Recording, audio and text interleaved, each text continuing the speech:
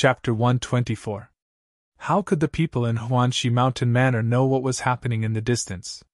They were talking about what had just happened in high spirits.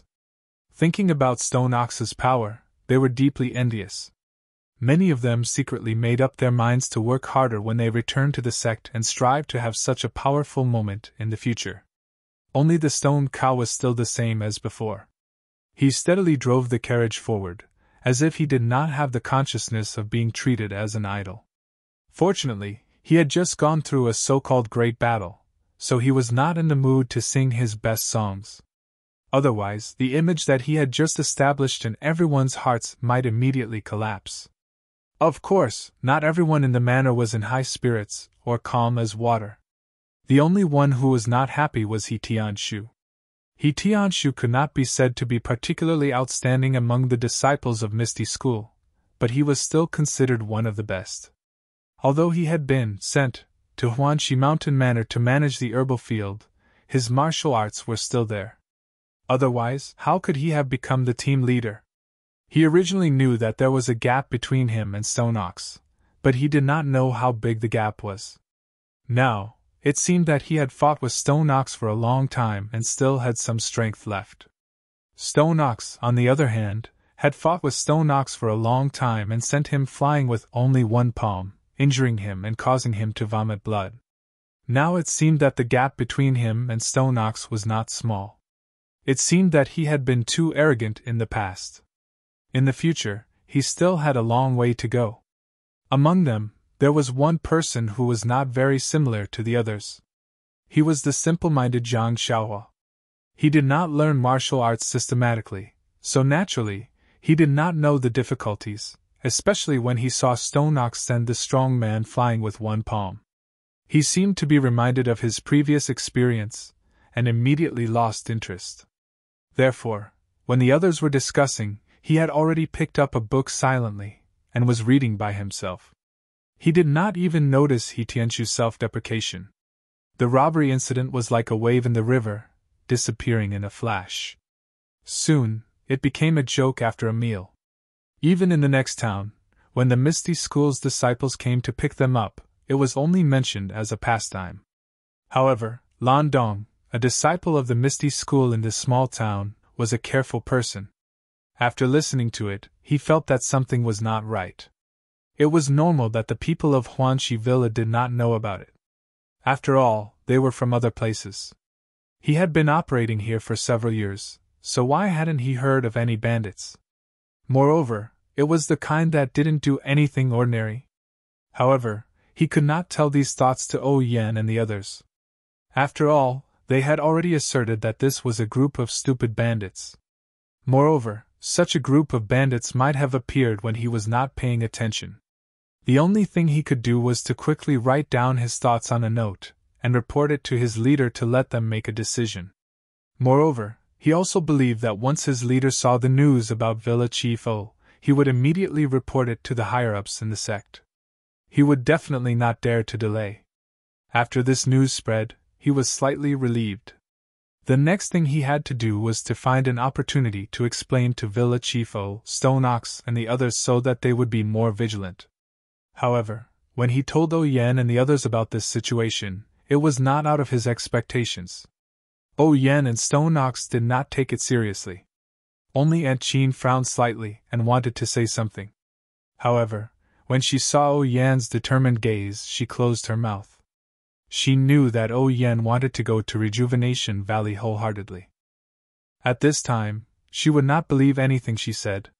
However, speaking of which, who would know that O Yan had gone to Rejuvenation Valley? Even if someone knew, what reason did they have to stop her? Could it be that they had nothing better to do? When Lan Dong saw that his words did not attract any attention, he did not say anything more. However, when O Yan left, he proposed to send a disciple to escort her. However, he was also rejected. This was because there were not many disciples from the Misty School in the small town, and their martial arts were at the standard of an ordinary disciple. Only this Lan Dong was like Tianshu. However, he could not leave the small town for a long time. Unless it was meaningful for him to escort, the others would do their best. On the other hand, Yen used the reason that she did not want to affect the daily operations of the Misty School and rejected Lan Dong's good intentions. Thus, the group of people once again drove the carriage forward. As for Lan Dong, he returned to the small town and continued with his daily business. It was not until the second night after Yen and the others left that there was news from the Misty School. When Lan Dong opened the note sent by the carrier pigeon, his expression could not help but change greatly. On it was written, "Misty Mountain Villa has already sent an elder to provide support." When they received the news, they immediately sent out all their forces to protect the villa chief. Along the way, the Misty School's forces will prioritize the villa chief's safety. Lan Dong could not help but complain in his heart. It had already been 2.5 days since Yen and the others left. Who knew what had happened? He hurriedly wrote down the situation briefly and released the carrier pigeon to pass the news to the disciples of the Misty School in the next small town. However, this place was no longer within the Misty School's sphere of influence. The Misty School's manpower was very spread out, and the other small towns were not very far from here. Whether they could make it in time was still a problem. He could only send the news first. After finishing these matters, Lan Dong immediately gathered all the disciples of the Misty School in the small town. They rode their horses and followed the path that Yen and the others had taken. After bidding farewell to Lan Dong and the rest of the ethereal sex disciples, Yen and the rest continued to follow the route they had planned and continued to move forward without stopping. However, after the farce of the robbery, they had become even more vigilant. When they came across some suspicious places, they would first send people to investigate before passing through. Just like this, a few days passed and no more accidents occurred. Hence, the anxious hearts of the group gradually relaxed. Actually, to them, the robberies and killings in the pugilistic world were really nothing. Stone Cow and Aunt Chin, which one of them had not walked through a rain of blood? However, it was obvious that they did not have enough manpower this time, and they still had to protect Yen. Thus, they had to think twice before they acted and did not dare to make any mistakes. They traveled like this for another 3 days. On this evening, the sun was setting in the west, and the evening mist was heavy. Seeing that they had arrived at a place in the middle of nowhere, and looking at the map, they were still far from the next town. Presumably, they would have to sleep in the wild tonight. Thus, Aunt Chin hurriedly ordered Stone Cow to walk all the way and find a place to rest. When the sky gradually darkened, the carriage finally arrived at the side of a small river. There was a spacious open space by the river, and it was just nice to set up a tent. Thus, everyone stopped the carriage and took everything from the carriage, preparing to sleep here for the night. Although setting up the camp, burying the pot, and other matters did not have much to do with Zhang Xiaohua, but during this period of time, Zhang Xiaohua was very harmonious with everyone. How could she not help? Not to mention other things, Zhang Xiaohua had a lot of strength. She helped the male and female disciples carry things, set up the tent, and so on. She was so busy that everyone liked this diligent child even more. By the time everyone was done, the sky was already completely dark. Everyone had their own tasks. A group of male disciples went to guard the surroundings while the female disciples and some people from the mountain villa lived and cooked. Only Zhang Xiaohua was left with nothing to do. Zhang Xiaohua saw that it was still early for dinner, so she looked around. She saw a dark patch not far away. It seemed to be a small forest.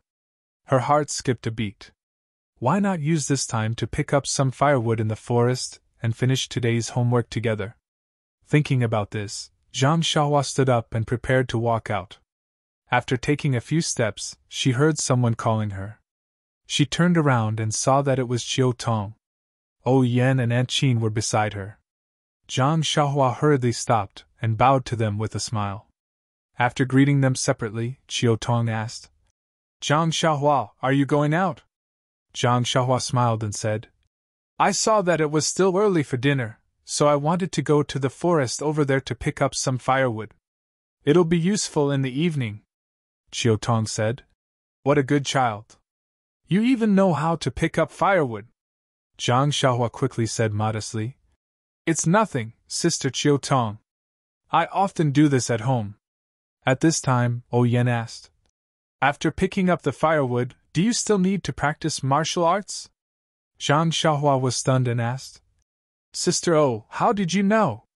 Yen smiled and said, You went out to find a place to practice martial arts every morning and night. How could you hide it from our eyes and ears? However, Zhang Xiaohua, you've really exceeded our expectations. You're very diligent. Also, I heard from He Tianshu that you read books every day. You've already read a lot of the books I borrowed from you. Zhang Xiaohua's face was a little red. She said embarrassedly, Sister O, I didn't have a choice. I only learned a few scattered fist techniques. I was afraid that I wouldn't be able to practice them well, so I could only practice them secretly. That sword technique was also taught by Elder Yu. He didn't want others to know about it. I was also afraid that I would forget, so I could only avoid others. Yen giggled and said, I don't mean to blame you. I just admire your diligence. Naturally, I know a thing or two about Elder Yu's sword technique. You can practice as much as you want. Actually, other people didn't really peek at you. Seeing that you're so focused on martial arts, when this matter is over, I'll talk to my brother and see if you have a good opportunity. Who was Yan's brother? He was the leader of the Misty School. A casual word from him could fulfill Zhang Xiaohua's dream. At this time, Zhang Xiaohua couldn't believe her ears and was stunned. Qiu Tong saw Zhang Xiaohua's silly look and said softly, Zhang Xiaohua, why aren't you thanking the young miss? Zhang Xiaohua seemed to have woken up from a dream. Her face was filled with excitement as she said happily, Thank you, Sister O. If I have a chance, I'll definitely practice martial arts well. Yen said, Zhang Xiaohua, don't be happy too early. I'm just saying. Whether it'll work or not, it's still up to you. Zhang Xiaohua said, It's fine as long as there's a chance. Sister O, I'll definitely fight for it. Oh, right, there's one more thing. I don't know if I should say it. Yen asked curiously. What is it? Speak. Zhang Xiaohua said embarrassedly. Captain, he also wants to read the book you lend me. Is that okay? Yen was happy and said, It's fine. He Tianshu isn't an outsider. If someone from the pharmacy wants to learn about botany, it's fine as long as he doesn't teach it to anyone else. Oh right, don't damage my book. Otherwise, I won't let him read it. Zhang Xiaohua was relieved. Ever since He Tianshu had given him the small sword, he had been looking for an opportunity to tell Yen about He Tianshu's book reading. However, along the way, there had not been any good opportunities. Today, he had finally finished his thoughts. He could not help but feel relieved. After all, he had received a gift from someone, and his mouth was bound to be tied. At this time, a pleasant voice sounded. Zhang Xiaohua, how's your right hand recovering? Can you hold the sword? Zhang Xiaohua looked gratefully at Aunt Qin and said, Big Sister Qin, thank you for your concern. It's fine. It's recovering very quickly. I can hold the sword now, but it's still not flexible enough. Aunt Qin said, Not flexible enough fingers is a big flaw in practicing the sword. You have to practice well. Also, you have to pay attention to moderation. Don't overwork yourself. It's not good if you hurt your fingers. Zhang Xiaohua smiled and said, I know. I've been doing recovery exercises. When I feel pain, I'll immediately stop. The four of them chatted for a while before Zhang Xiaohua said goodbye and left. However, after taking a few steps, Yen reminded her again. Zhang Xiaohua, don't go too far. Finish practicing and come back early. There might be a storm tonight. Hearing this, Zhang Xiaohua looked up at the sky. Sure enough, the sky was gloomy. The stars that were usually as bright as pearls were nowhere to be seen. Even the full moon was nowhere to be seen. Zhang Xiaohua smiled and said, I know, Big Sister O. I'll come back after practicing. I'm still waiting for dinner. After speaking, she waved at the three of them and walked towards the dark place alone. When Zhang Xiaohua reached that place, she discovered that it wasn't a forest, but a small hill. He couldn't pick up firewood, but it didn't delay his practice. Thus, Zhang Xiaohua first took out his beloved small sword and practiced the sword move with ease. After many days of practice, this sword move was even more refined. It was different from the first time he used the small sword to poke a big hole in the bamboo. During this period of time, Zhang Xiaohua mainly practiced the control of the small sword's strength. Now, his control of strength was very exquisite. When the strength was high, he could easily poke a big hole in something in front of him, such as a rock or a big tree. When the strength was low, under the same speed, he could lightly tap on a big tree, leaving only a small dot. This could be considered a little trick that Zhang Xiaohua figured out himself after he practiced the sword move. Yan was right. When Zhang Xiaohua practiced his Fist of the North Star 9 times, the familiar cold current flowed through his body and the raindrops fell. Pitter-patter.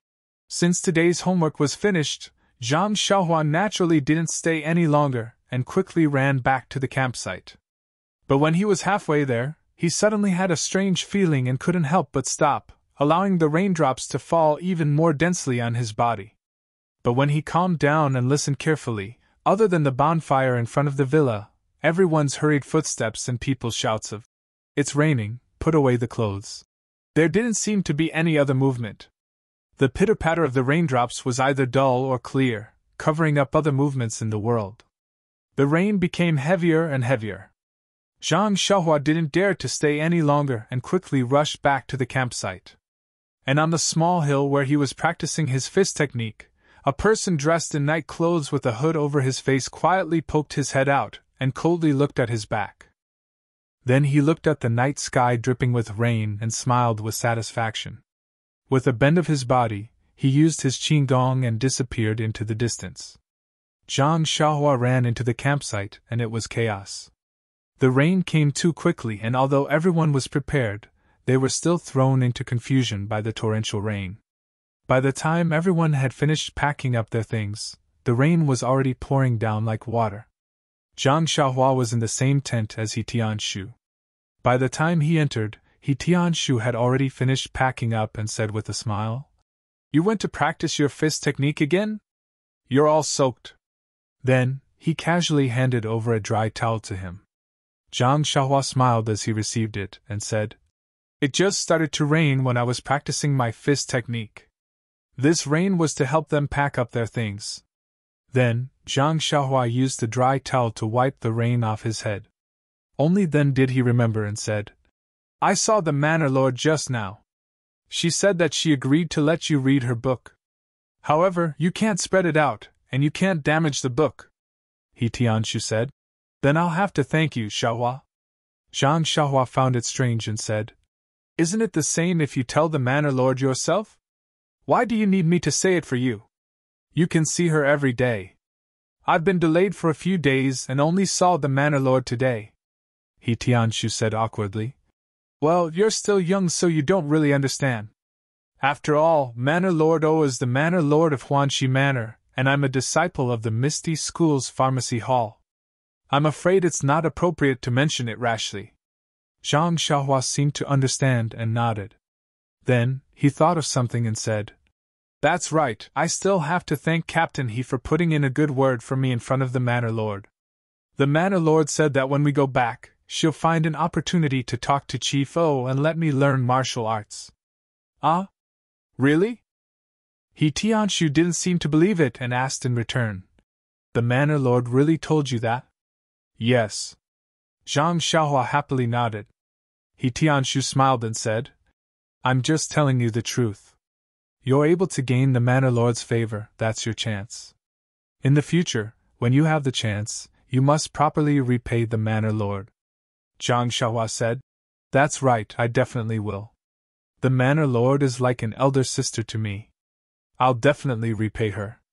He Tianshu said again, "However, practicing martial arts depends on luck. Your body hasn't recovered yet. Even if you practice martial arts, you might not be able to succeed. You must be mentally prepared. Moreover, there are many disciples in the Misty School who are as hardworking as you.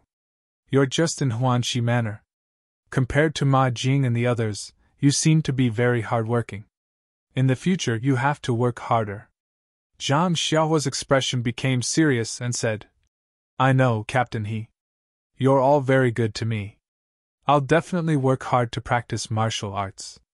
He Tianshu smiled and walked forward. He patted his shoulder and said, When I was young, I was also as hot-blooded as you. Do well, I have high hopes for you. Then, he frowned and said, The rain is so heavy. Our camp is still near the river. There won't be any danger in the middle of the night, right? I have to go and discuss with Shernyo and the others. Zhang Xiaohua, you should rest early. While they were talking, suddenly, outside of the tent, there seemed to be a dense sound of horse hooves. He Tianshu and Zhang Xiaohua looked at each other vigilantly and walked out of the tent at the same time. 0. Chapter 125. Outside the tent, the raindrops formed a line and hung in the air. Their eyes were full of white raindrops, and they couldn't see far away. However, the sound of the horses' hooves was very orderly, shaking the ground a little. Although they couldn't see clearly, the sound had been heard and became louder and louder. Zhang Xiaohua didn't understand what was going on, but he could smell the danger. However, the experienced He Tianshu had already changed his face and shouted to Zhang Xiaohua. Zhang Xiaohua, quickly hide in the tent and find a place to hide, or escape from the side in a moment. You don't know martial arts, so you can't do anything here. You must stay alive and report to gang leader O later. After that, he pulled out his long sword and rushed out quickly. Zhang Xiaohua was stunned on the spot. Hide? Escape? He was confused for a while. Zhang Xiaohua didn't understand the seriousness of the situation. Didn't they encounter bandits a few days ago, and they were easily defeated? Why were they so serious now? Why did they have to escape by themselves? In fact, he didn't know that when He Tianshu heard the orderly sound of the horses' hooves, he knew that this was a group trained by the military and should be targeting Oyen. Only the big gangs in Jianghu could do such a thing. Since it was a gang's robbery, they must have a strict plan and not leave the routes. Although there were many people in Huanxi Villa, no one could escape. Except for a few people who would be caught alive, the fate of the others could almost be decided now. Zhang Xiaohua was just a child and was small. In such a night, it was really possible for him to escape. On one hand, he could keep his life, and on the other hand, he could report the news to Oping. On the other hand, he couldn't let the others die in peace. Moreover, He Tianshu wanted Zhang Xiaohua to escape at that time, but the situation was unclear. If he ran away first, wouldn't it be a joke? Moreover, to be honest, the other party must have done a lot of preparation in advance. Now there might be an ambush around the camp. If he escaped at this time, it was tantamount to walking into a trap. On the contrary, he could escape in a chaotic battle later. How could Zhang Xiaohua know about He Tianshu's plan? Time was of the essence, so he naturally could not explain it in detail. If He Tianshu turned around and saw Zhang Xiaohua's dazed look, he would definitely vomit blood in anger. Zhang Xiaohua looked at the pouring rain outside and hesitated for a moment. Then, she walked into the tent and blew out the light. She carefully stood in the shadow of the tent entrance, and poked her head out to observe carefully. As for He Tianshu, he rushed out of his tent in the rain and immediately used his qinggong to rush towards Oyan's tent. Although He Tianshu's tent was only a dozen steps away from Oyan's tent, He Tianshu did not dare to be negligent. When He Tianshu arrived in front of Oyan's tent, before he even got close, he heard a voice calling out. Who is it? He Tianshu quickly stopped and shouted. It's me, He Tianshu. At this moment, the voice in the tent sounded again. Captain He, please come in. When He Tianshu walked to the entrance of the tent's curtain was opened. He Tianshu looked up and saw Shernyo. When He Tianshu walked into the tent, he saw that there were already many people inside. Anqin, Oyen, Qiutong, Shernyo, and a few female disciples. He Tianshu did not delay and said to Shernyo, Senior brother, you must have heard the commotion. Shernyo's face was stiff as he nodded and did not speak. He Tianshu knew his personality and did not mind. He turned to ask Anqin. Hall Master Qin, what should we do? Anqin said. We'll deal with the situation as it arises. Since things have reached this point, we have been too careless. Chang'e, take a few disciples and prepare the horses. When the fight starts, mix together. Protect the manor lord and break out of the encirclement. Then, return to the town we passed by a few days ago and find Lan Dong and the others.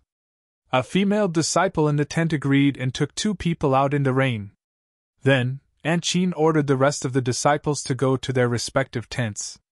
She instructed everyone to take out their weapons and prepare for battle. At this moment, the sound of horse hooves that covered the sound of the rain stopped. He Tianshu walked out of the tent with his sword in hand. When he saw everything in front of him, he could not help but suck in a breath of cold air. Not far away, there was a row of horses.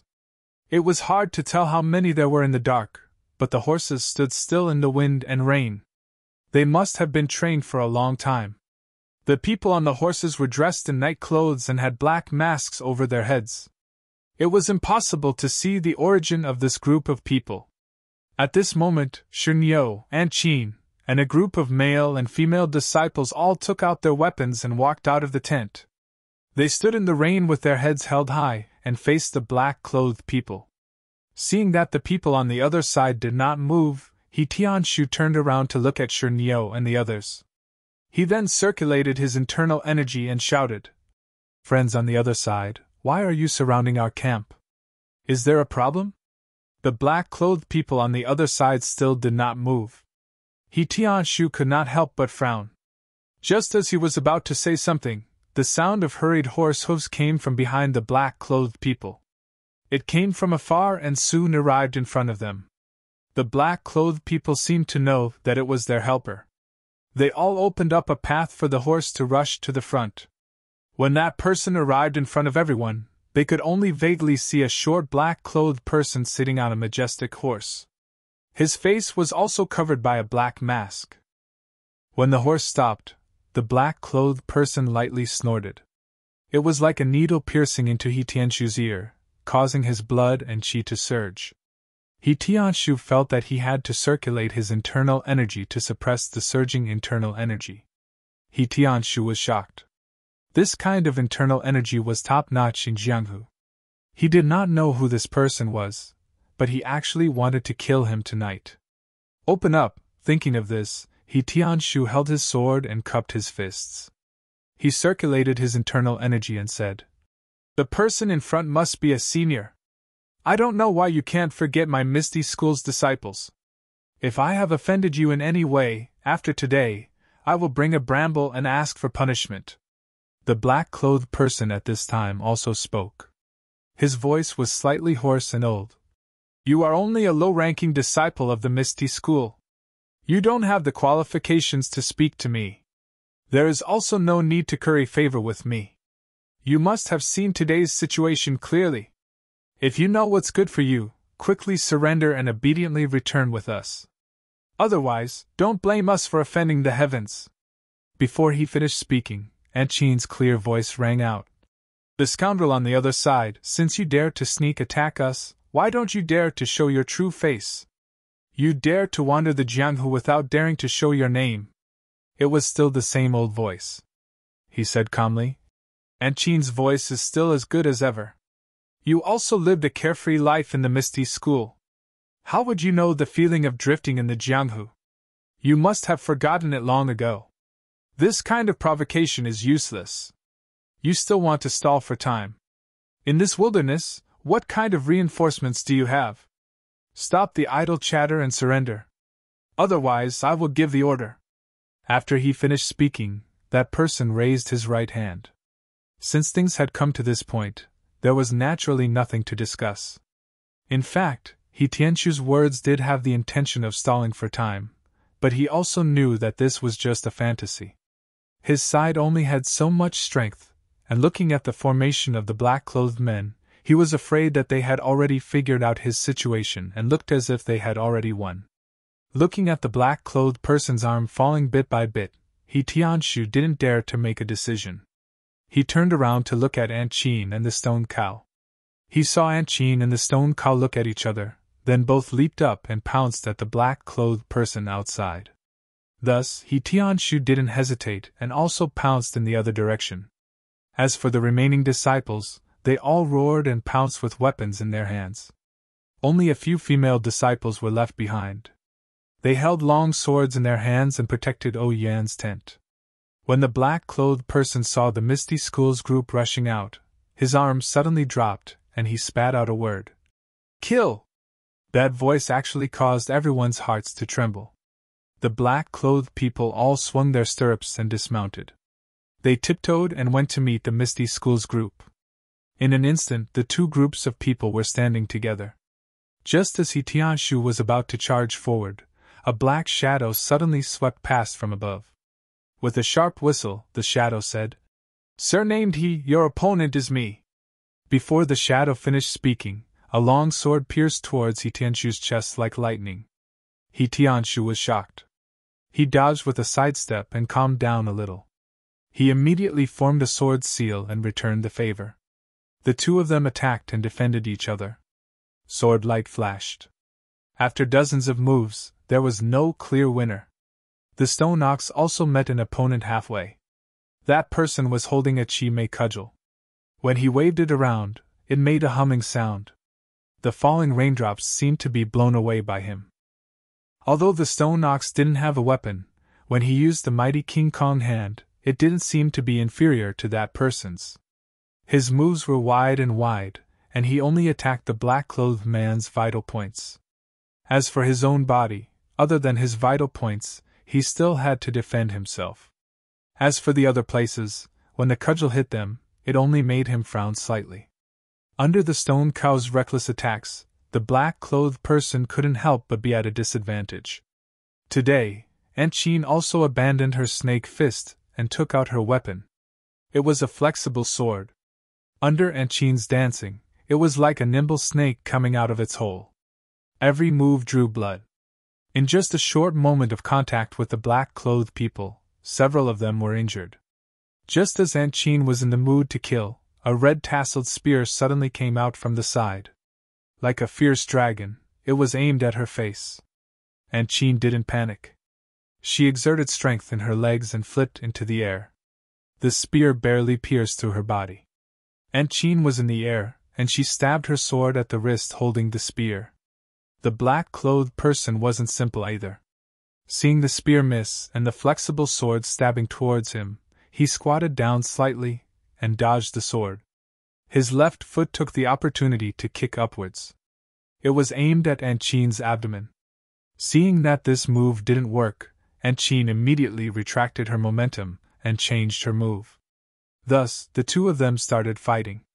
At this time, all the black-clothed people, except for the one with the old voice who came last, had already dismounted and attacked. The old man in black sat steadily on his horse. Seeing that He Tianshu, the stone cow, and Aunt Jean were all stopped by his own people, he finally calmed down and looked at the other battles. Yen didn't bring too many disciples with her this time. After all, they were all trained by the Misty School. Moreover, which of them were mediocre? On the other hand, although the black-robed men outnumbered those from the villa, they could not bring too many people with them when they acted in secret, so they did not have an absolute advantage in terms of numbers. Moreover, in order to avoid failure and being found out by others, these black-robed men were not disciples of that gang, so their martial arts level was inferior to that of the disciples of Huanxi Villa. Therefore, when the two sides fought, 1 or 2 or 3 black-robed men fought against a disciple of a villa, but it was still a tie.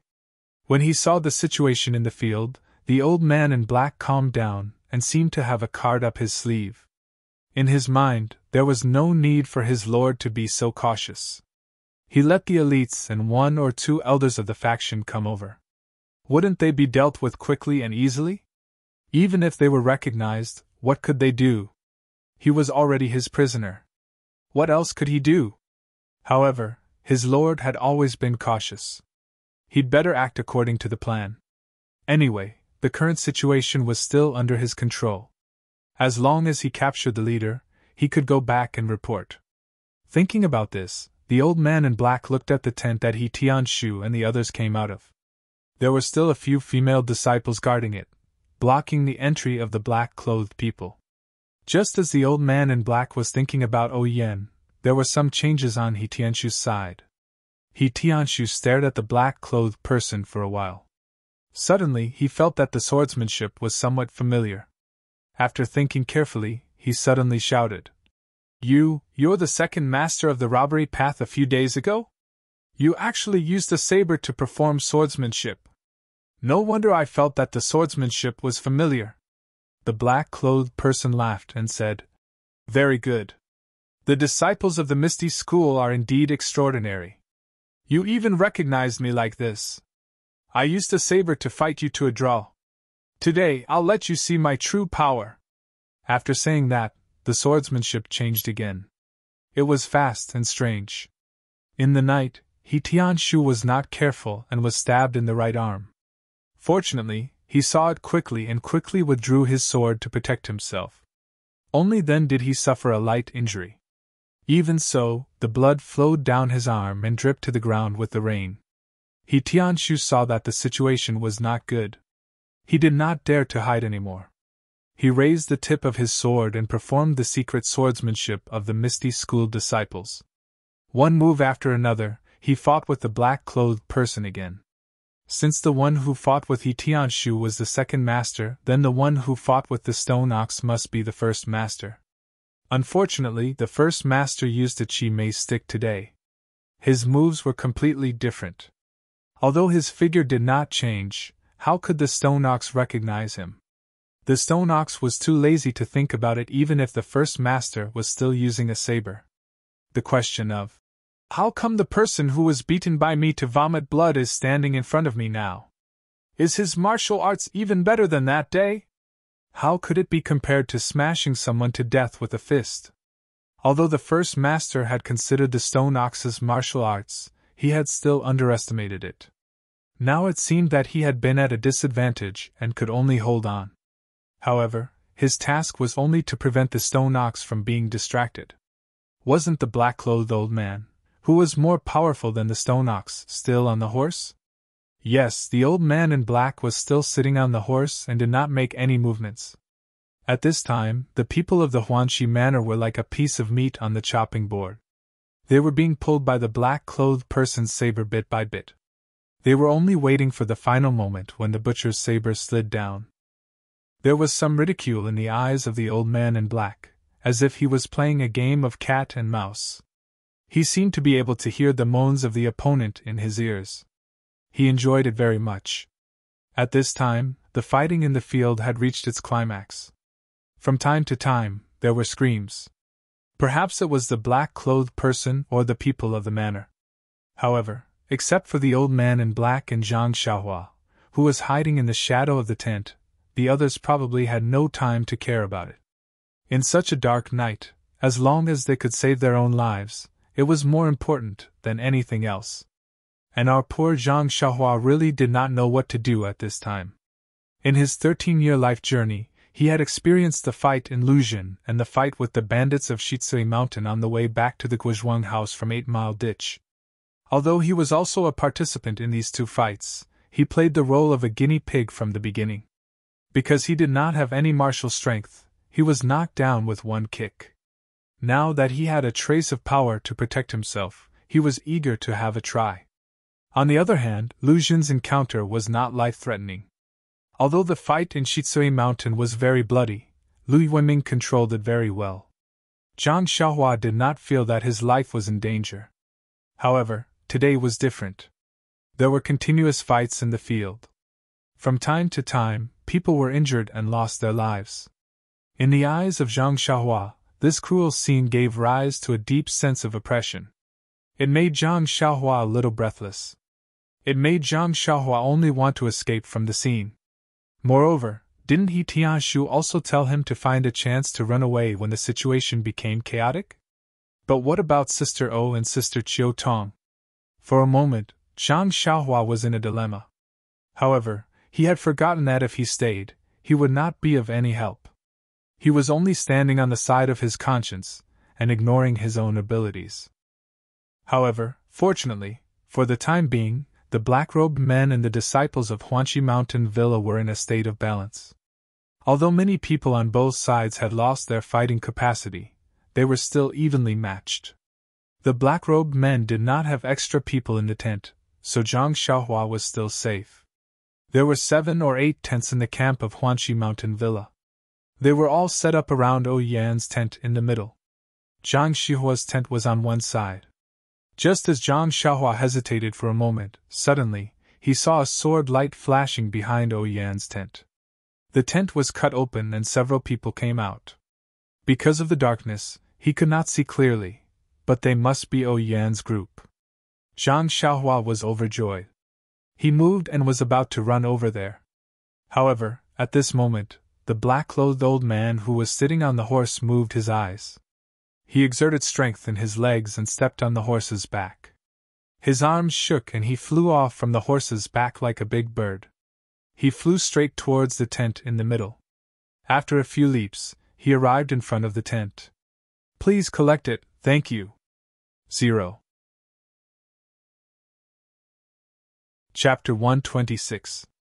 Although Shunyo, Anqin, Tianshu, and the others were fighting with their lives on the line, some of their attention was focused on the old man in black. Now that they saw the old man fly into the camp, their hearts tightened and their moves became even fiercer. They wanted to quickly retreat and block the old man, but how could their opponents let them do as they wished? They also used all of their strength and attacked even harder. Even Shunyo's opponent, who was at a disadvantage before, quickly changed his moves when he saw the old man attack. His inner strength also became fiercer, causing Shunyo to be flustered and lose the upper hand. For a moment, he couldn't escape. Presumably, this was the old man in black's wishful thinking. The old man in black arrived in front of the tent, but he didn't directly enter. Instead, he slowly walked to the back of the tent, as if he already knew that the people inside had broken through the tent and escaped from the back. Yan and Xiu Tong, under the cover of a few female disciples, came out of the tent. They had just taken a few steps when they saw the old man stride towards them. They couldn't help but cover their mouths and almost cry out in shock. The female disciple named Chang'e pointed at the tent next to Zhang Xiaohua's and decisively said to Yan, "Manor Lord, the horse is in the tent in front. You and Xiu Tong go over there. We'll go and block this old thief." After speaking, she waved her hand and the female disciples ran over from Yan's side. They held long swords and stood between the old man in black and Yan. Yan looked at the backs of Chang'e and the others. She opened her mouth to say something, but nothing came out. She only bit her lip and quickly walked towards the tent. When the old man saw Chang'e and the others blocking in front of him, he couldn't help but laugh sinisterly. "You girls want to be mantises trying to stop a chariot? Why don't you throw down your long swords and this old man will let you live? I only want to capture this old guy. I'm not interested in the others." Chang'e and the others didn't reply. When they saw the old man walk closer, they pointed their long swords and several people stabbed at the old man from different angles. But unexpectedly, the old man didn't fight back. He just kept walking forward, allowing the swords to pierce his body. Chang'e and the others were delighted, but then they were shocked. The old man must have something to rely on. Could these murderous swords still work? Sure enough, as the old man did not stop, the long sword stabbed into his body. Chang'e and the others felt that they were not stabbing into a person's flesh, but rather they felt as if they were stabbing into an iron plate. It was hard, and there was a faint, ding-dang sound. The long sword immediately bent under everyone's inner strength. The old man was very satisfied with this result. He shook his arms and used his strength to hit the curved long swords. Kacha, a few of the long swords actually broke from the middle. Moreover, the inner strength in the swords was not exhausted and rushed towards the female disciples' arms. The female disciples were all hit by a heavy object and fell backwards. One of them even vomited blood and fell to the ground. After the other disciples fell to the ground, they immediately jumped up. Their faces were pale and they held the broken swords in their hands. They couldn't stand steadily. Chang'e's situation was slightly better. Her long sword was not broken. She only stabilized her body and immediately rushed towards the old man. At this time, The old man was already walking towards Yen.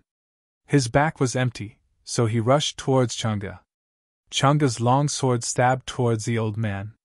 However, with such a big back, Chang'e didn't dare to try again.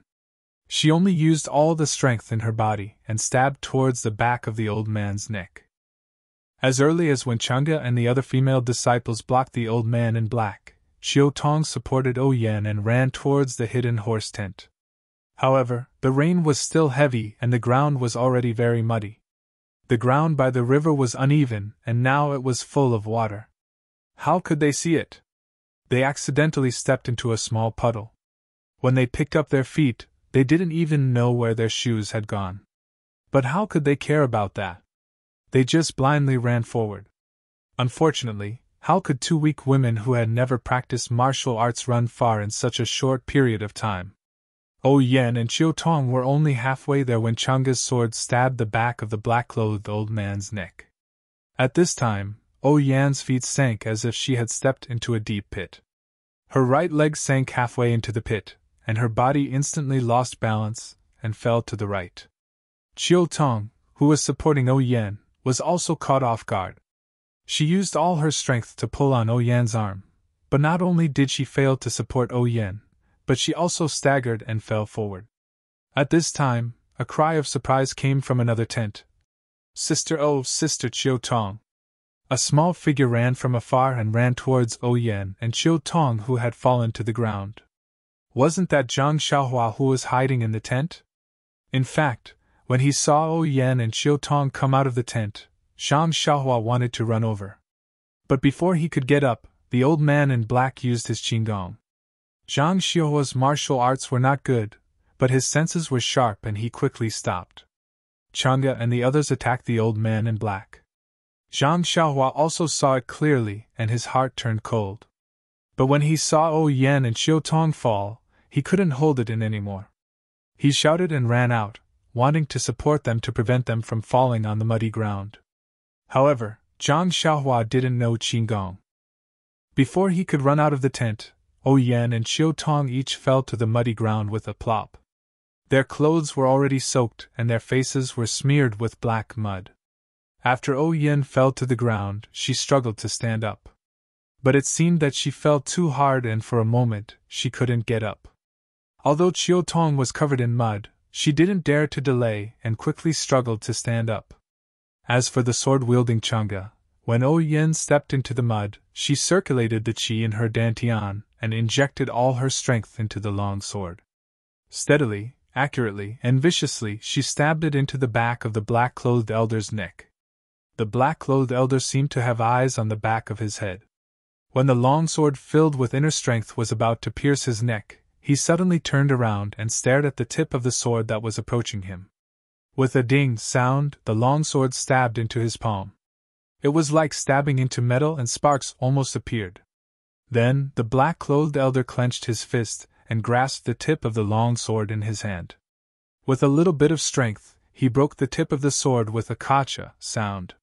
Then, he waved his hand and the tip of the sword shot towards Chang'e's chest like an arrow. Chang'e was shocked and quickly swung her sword to block it. But it was too late. Chang'e barely managed to tilt her body and dodge the tip of the sword.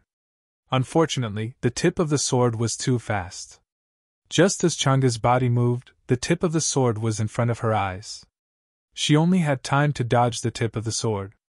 With a plop sound, the tip of the sword pierced deeply into Chang'e's left shoulder. A sharp pain came and Chang'e couldn't help but let out a low growl. The powerful force in the tip of the sword actually caused the injured Chang'e to lose her balance. She took a few steps back and with a plop sound, she also fell onto the muddy ground. Blood gushed out of her shoulder like a fountain and Chang'e fainted for a moment. The black-clothed elder stood there without moving. When he saw that Chang'e had fainted, he then walked towards Yen. At this time, Zhang Xiaohua had already rushed to Yan's side and was reaching out to help Yen up from the mud. The black-clothed elder walked slowly, looking at everything in front of him with ridicule. He had already noticed when Zhang Xiaohua rushed out of the tent. However, he saw that Zhang Xiaohua's steps were clumsy and heavy, and didn't even know the basics of lightness skills. Looking at his small figure, he was basically a child who had just started to develop. He only treated him as a manservant in Huanxi manner, and naturally didn't take him seriously. He could deal with a disciple of the Misty School like Chang'e with a wave of his hand, not to mention a child. Perhaps he could take Zhang Xiaohua's life with just a finger. When Zhang Xiaohua helped Oyen up from the mud, Chiu Tong also got up from the ground. When the two of them pulled Oyen forward, one on the left and one on the right, they found that Oyen's right foot was injured and couldn't touch the ground. It must be because of this that Oyen couldn't stand up just now. Thus, Zhang Xiaohua placed Oyen's right hand on his shoulder. He took a step forward and squatted slightly. His left hand took Oyen's left hand from Chiu Tong's and placed it on his shoulder. Chiu Tong was stunned and immediately understood. She quickly helped Zhang Xiaohua place Oyen on his back. Zhang Xiaohua's body had just started to develop, and he was still half a head shorter than Oyen. His thin and weak body looked a little thin on Oyen's back. Fortunately, Zhang Xiaohua's arms were strong and it wasn't very difficult. By the time Chiu Tong placed Oyen on Zhang Xiaohua's back, the old man in black had already walked up to them. When Zhang Xiaohua saw this, he ran as if he was weightless.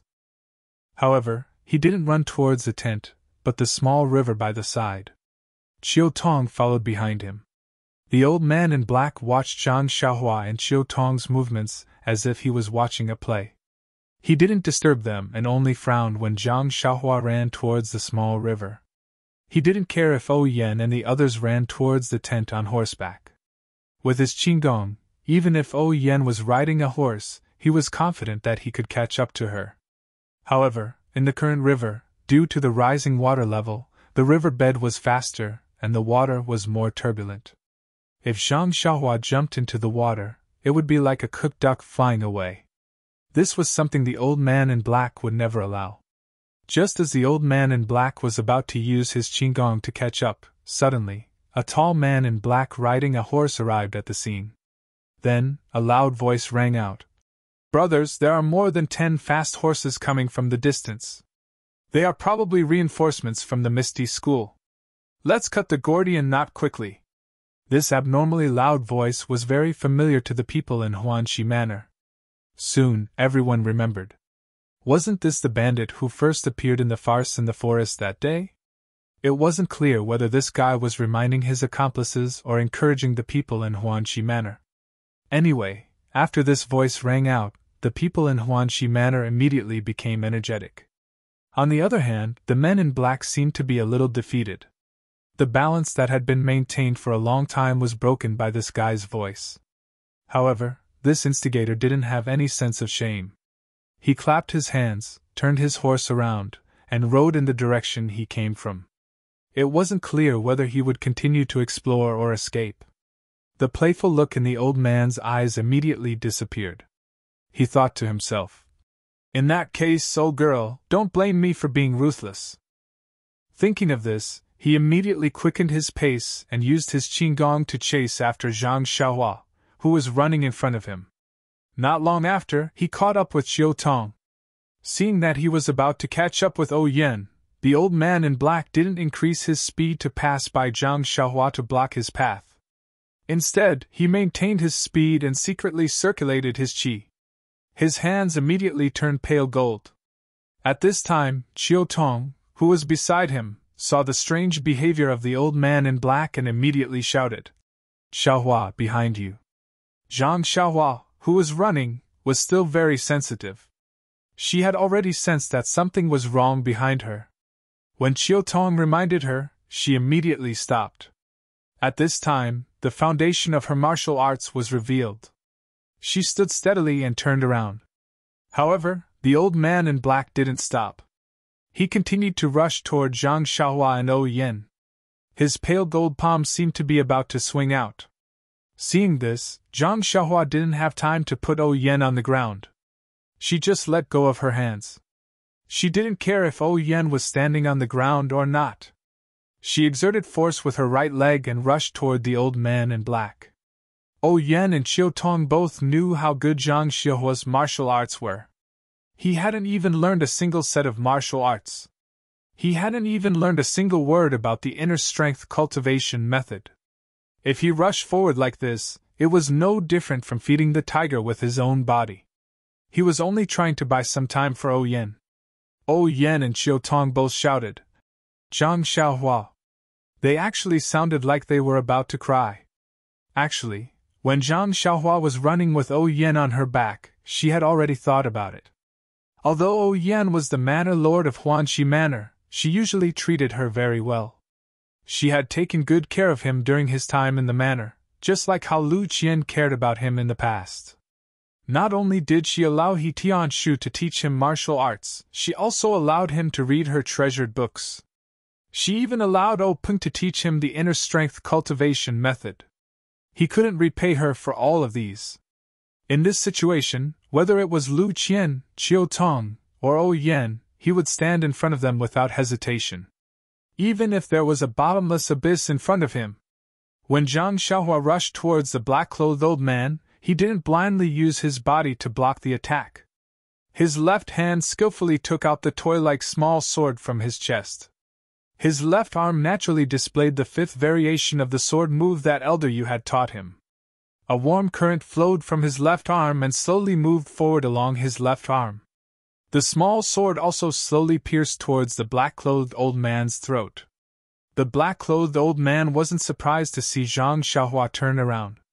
He was somewhat surprised that Zhang Xiaohua had left O Yen behind and rushed towards him.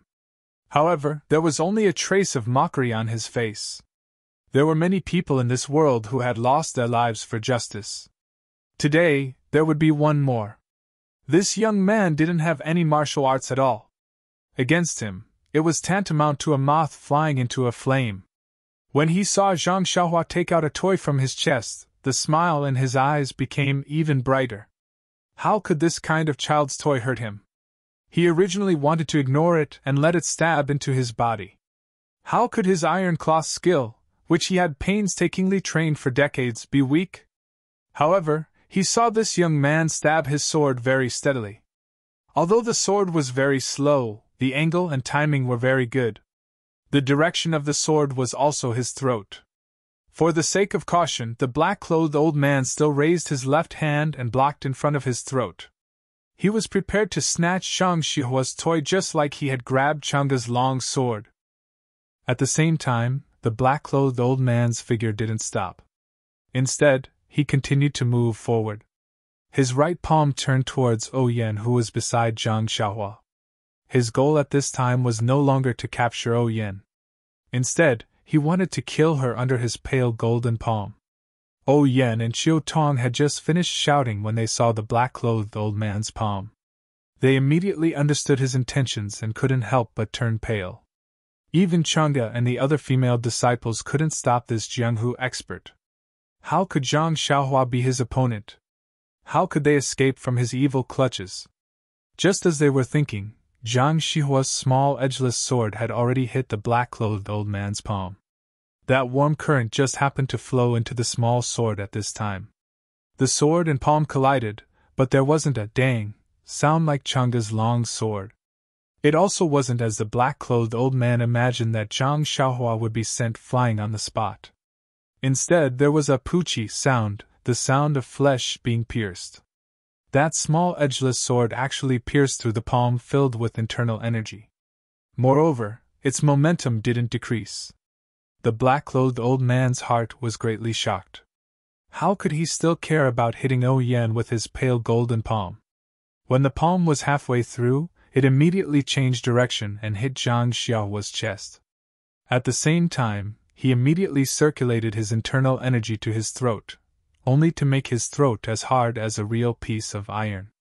He waited for the small sword to be deflected with a dang sound. However, something strange happened. Zhang Xiaohua's sword pierced the black-clothed old man's throat. It only paused for a moment. Immediately, like piercing through tofu, there wasn't the slightest bit of resistance as it entered the black-clothed old man's throat. The black-clothed old man was horrified as if he had seen a ghost. His eyes widened and his mouth opened. He couldn't say anything. At this time, his right palm had already struck Zhang Xiaohua's chest. However, following the piercing of Zhang Xiuhua's small sword, the strength in his palm had already lost 40% of its strength. However, how could Zhang Xiuhua withstand just 60% of his strength? Zhang Xiuhua flew out diagonally from the black-clothed old man's palm. She had already fainted in the air. She didn't have time to spit out the blood in her mouth. Even O Yan, who was beside her, was affected. She spat out blood from the impact of the black-clothed old man's palm and fell to the ground dispiritedly. As for the black-clothed old man, it was even worse. When his right palm sent Zhang Xiuhua flying, the small sword in his throat was immediately pulled out. Not much blood flowed out from his throat, only a bit of red.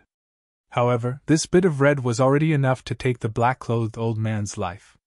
His bleeding left hand clutched his throat as he looked in disbelief at Zhang Xiuhua, who was sent flying in the air. His legs went weak and he fell to the ground. Before he died, his eyes were still open. He really died with a grievance. One sword. Just one sword. Zhang Xiuhua killed this nearly invincible black-clothed old man on the spot. 0. Chapter 127. When the black-clothed old man flew into the camp using his qinggong, Shernyo, and Qin, and he Tianshu wanted to break away from their opponents and go back to help O Yin. However, the black-clothed man had already figured out their situation. These 3 black-clothed men were specially sent to deal with the 3 people from the Misty School. Their martial arts were also extraordinary. In a hurry, they couldn't get rid of them. However, while everyone was fighting for their lives, they were also anxiously watching the situation at O Yan's side. Chang'e and the other female disciples' resistance, as well as Zhang Xiuhua's appearance, were all seen by the 3 people. However, the black-clothed old man's super-strong internal energy and terrifying iron shirt martial arts. Even if Shernyo himself went up, he might not be able to gain an advantage. Therefore, the 3 people, including the disciples of the villa, were all disheartened. They were afraid that today, these people from the villa would be buried here. However, in the end, there was a major change in the situation. The Misty School actually had reinforcements. Especially Bandit Jia's loud voice, it reignited the desire to live in Huanqi Villa. The more they fought, the braver they became. On the contrary, the black-clothed men changed their strategy. They fought while retreating, approaching the horses outside the camp. The 3 black-clothed men who were fighting Shernyo and the others also had the intention to retreat. When the black-clothed old man used his qinggong to chase after Zhang Xiuhua, they all fainted and left the circle, leaping towards the horses. At this time, if Shernyo and the others wanted to keep these 3 people, it wouldn't be difficult. However, the 3 main forces of the Misty School weren't people who were fond of fighting. Their mission was to protect O Yin. Seeing their opponents retreat, they didn't chase after them and immediately used their qinggong to fly towards the black-clothed old man. In their minds, the black-clothed old man didn't immediately make a move at first. Instead, he used his qinggong to exhaust their fighting strength. His goal was to capture O Yin alive. Although they were far away from O Yin and definitely wouldn't be able to save her in time, if the 3 of them attacked the black-clothed old man together, they might be able to take O Yin back. Moreover, the reinforcements would be arriving soon. Perhaps it would be an elder from the school. This was Aunt Qin and the rest's wishful thinking. However, when they were still halfway there, they heard Xiu Tong's shout. Only then did they notice the black-robed elder's pale golden palm. The 3 of them were greatly alarmed. How was this elder going to capture O Yin alive? He was clearly going to take her life. Thus, the 3's footsteps quickened. However, how could they cross such a distance in an instant? They could only helplessly watch as a tragedy unfolded. However, they had guessed the beginning of the story, but not the end. Until the black-clothed with Xiu Tong, they didn't know what had happened. They didn't know what had happened. They didn't understand. But they didn't know they worse, with O. By the time the 3 arrived at the scene, everything was over. Aunt Qin rushed forward to check on O Yan's injuries with Xiu Tong. Shernyo carefully walked in front of the black-clothed old man. He looked at his corpse from afar to confirm whether he was really dead. He Tianshu, on the other hand, looked in the direction Zhang Xiaohua had been sent flying to find Zhang Xiaohua. At this time, the group of black-clothed men who were still alive had already returned to their horses. They all mounted their horses. The people from Huanxi Manor didn't chase after them. They only held their weapons and stood in front of the campsite. The rain continued to fall. The sound of the rain couldn't cover the sound of horse hooves approaching. The three leaders who disguised themselves as robbers had all seen the black-clothed old man die. Although they didn't know what had happened, it was a fact that he was dead. It was very unrealistic for them to take Yan's life with just a few of them, not to mention the Misty School's reinforcements that were about to arrive. Thus, the first leader thought for a moment. He waved his hand and gestured. He took the lead and galloped in another direction. The remaining black-clothed men ignored the corpses in the campsite and followed him. The people who were standing outside the campsite with swords and sabers couldn't help but cheer when they saw the black-clothed men leave. There were even a few people who relaxed and fell to the ground, throwing their swords and sabers to the side. At the same time, the sound of horse hooves in the distance finally came closer. The person on the horse saw the tent in the campsite and quickly shouted, "Are you the brothers from the Misty School? Wasn't that the voice of Lan Dong, who they saw a few days ago?" A disciple who recognized Lan Dong also quickly responded, "Brother Lan, you're finally here. It's us." When Lan Dong heard the response, half of the stone in his heart was lifted. He swung the stirrups and dismounted. Seeing the sorry state of the people, his heart tightened again. He quickly asked, "Where is Manor Lord O?" Everyone pointed to Yan's location. Lan Dong immediately rushed over, ignoring the mud on the ground. When Lan Dong arrived, Aunt Chin had already taken Yan's pulse. Lan Dong saw that Yan's eyes were closed, and her face was pale. He anxiously asked, "How is Manor Lord's injury?" Aunt Chin frowned and said, "Her life should be fine. It's just that Manor Lord's body is weak to begin with. Now that she was injured by that old thief, her internal injuries are not light. She will need a long time to recover." Hearing this, Lan Dong's uneasy heart finally settled back into his stomach. At this time, the stone cow also walked over. Aunt Chin asked doubtfully, "Is that old thief dead?" The corner of the stone cow's mouth curled up. He said, "Yes, he's dead. A sword pierced through his throat. He couldn't be more dead. Yes, he died with his eyes wide open." Then he asked, "How is Manor Lord?" Aunt Chin smiled and said, "It's all thanks to Zhang Xiaohua blocking the palm from Manor Lord. The last palm was also aimed at Zhang Xiaohua. Manor Lord was only affected by it. It's no big deal. She'll probably wake up tomorrow." The stone cow was surprised. "She'll only wake up tomorrow? This isn't serious?" Aunt Chin said. "Isn't this much better than what we expected?" The stone cow also nodded and said, "That's right. It's all thanks to Zhang Xiaohua." "Zhang Xiaohua?" Lan Dong was puzzled. How come he had never heard of this name? From the sound of it, her martial arts must be very strong. However, there didn't seem to be this name among the martial uncles. Could it be an elder of the sect? Could it be that the elder had already arrived before him? That was impossible. He had rushed here from the town without stopping to rest.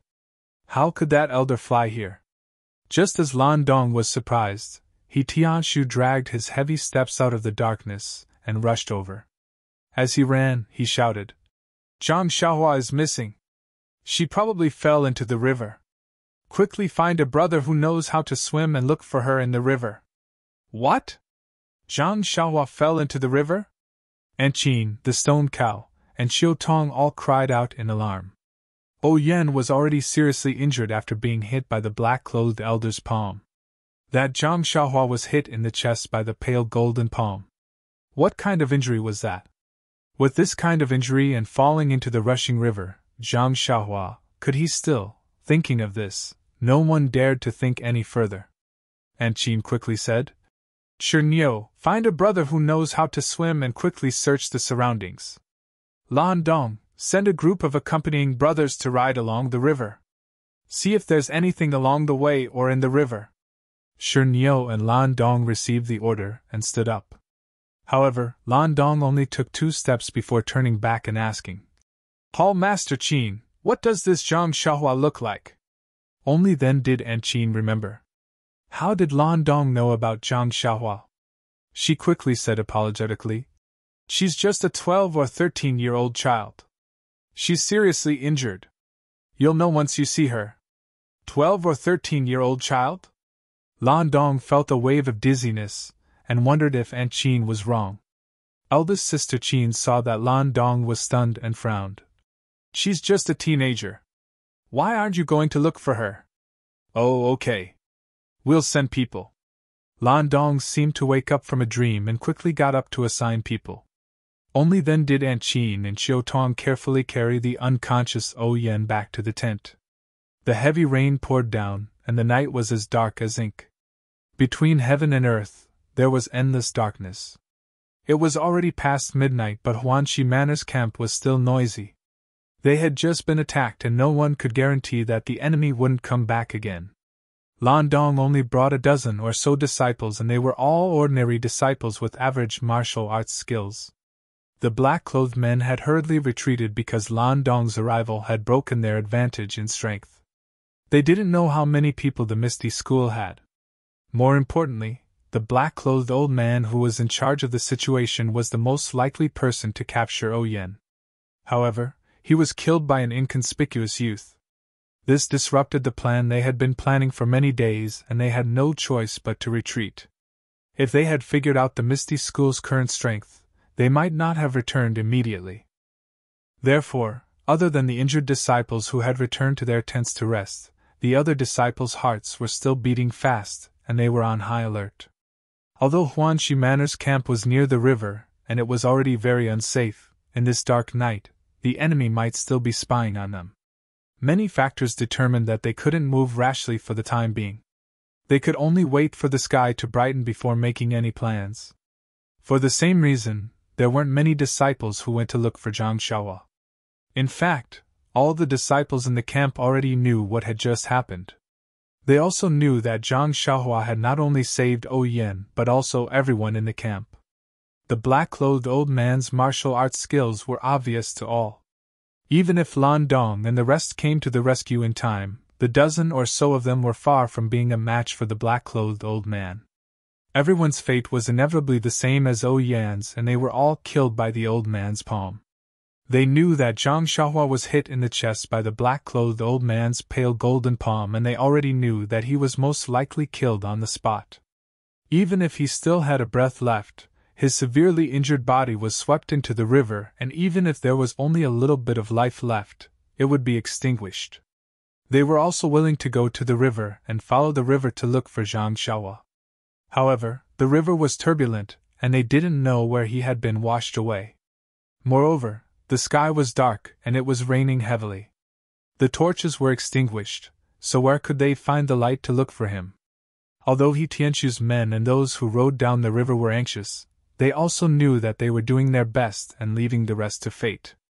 At the beginning, He Tianxu still shouted a few times with a loud voice, and several disciples also followed suit. But suddenly, He Tianxu seemed to have realized something, and he shut his mouth and stopped shouting. At the same time, he also stopped the others from shouting. The disciples were very puzzled at first, and wanted to ask the reason, but when they saw He Tianxu's tense face, they didn't dare to ask more. After thinking about it carefully, they couldn't help but secretly admire He Tianxu. He was really worthy of being a captain. When they shouted like this, didn't they let the black-robed men know their whereabouts? Captain, he was really meticulous. He Tianxu didn't know that his position in the hearts of others had suddenly risen by a lot. He only thought about it blindly. Sigh, it's already past midnight. The disciples who went down the river to look for Zhang Xiaohua couldn't see far in the dark. Moreover, the safety of the campsite was more important. Therefore, they soon returned. When He Tianxu saw that they had returned, he stopped searching and called for those who were searching in the river and nearby to return to the campsite together. His heart was filled with sadness. When He Tianxu returned to the tent in the center of the campsite, Aunt Chin and Chiu Tong hurriedly came up to him with eager faces. They asked, "Did you find him?" He Tianshu shook his head silently. Chiu Tong's tears flowed down with a whoosh. She gritted her teeth tightly. Aunt Chin also muttered, "Poor child." Everyone was silent. After a while, He Tianshu asked, "Is the village lord all right?" Aunt Chin nodded and said, "He's all right. There aren't any changes. We can only know the specific situation when the doctor sees him tomorrow morning." He Tianshu said, "It's Zhang Shihua's wish that the village lord is fine. I'll go stand guard outside first. If the black-clothed man comes back, it'll be troublesome." He Tianshu was about to leave when the stone cow came in from outside. Seeing He Tianshu, he asked, "You still haven't found him?" He Tianshu said, "No." The stone cow sighed and turned to Aunt Chin. "I've already checked that old thief." Aunt Chin and He Tianshu's eyes lit up. They asked in unison, "Who is it?" The stone cow shook his head and said, "This person has old injuries on his face. His face has long been disfigured. I can't tell who he is. The light golden palm and iron shirt aren't high-level martial arts. There are at least 100 people in Jianghu who have reached his level. It's not easy to find him."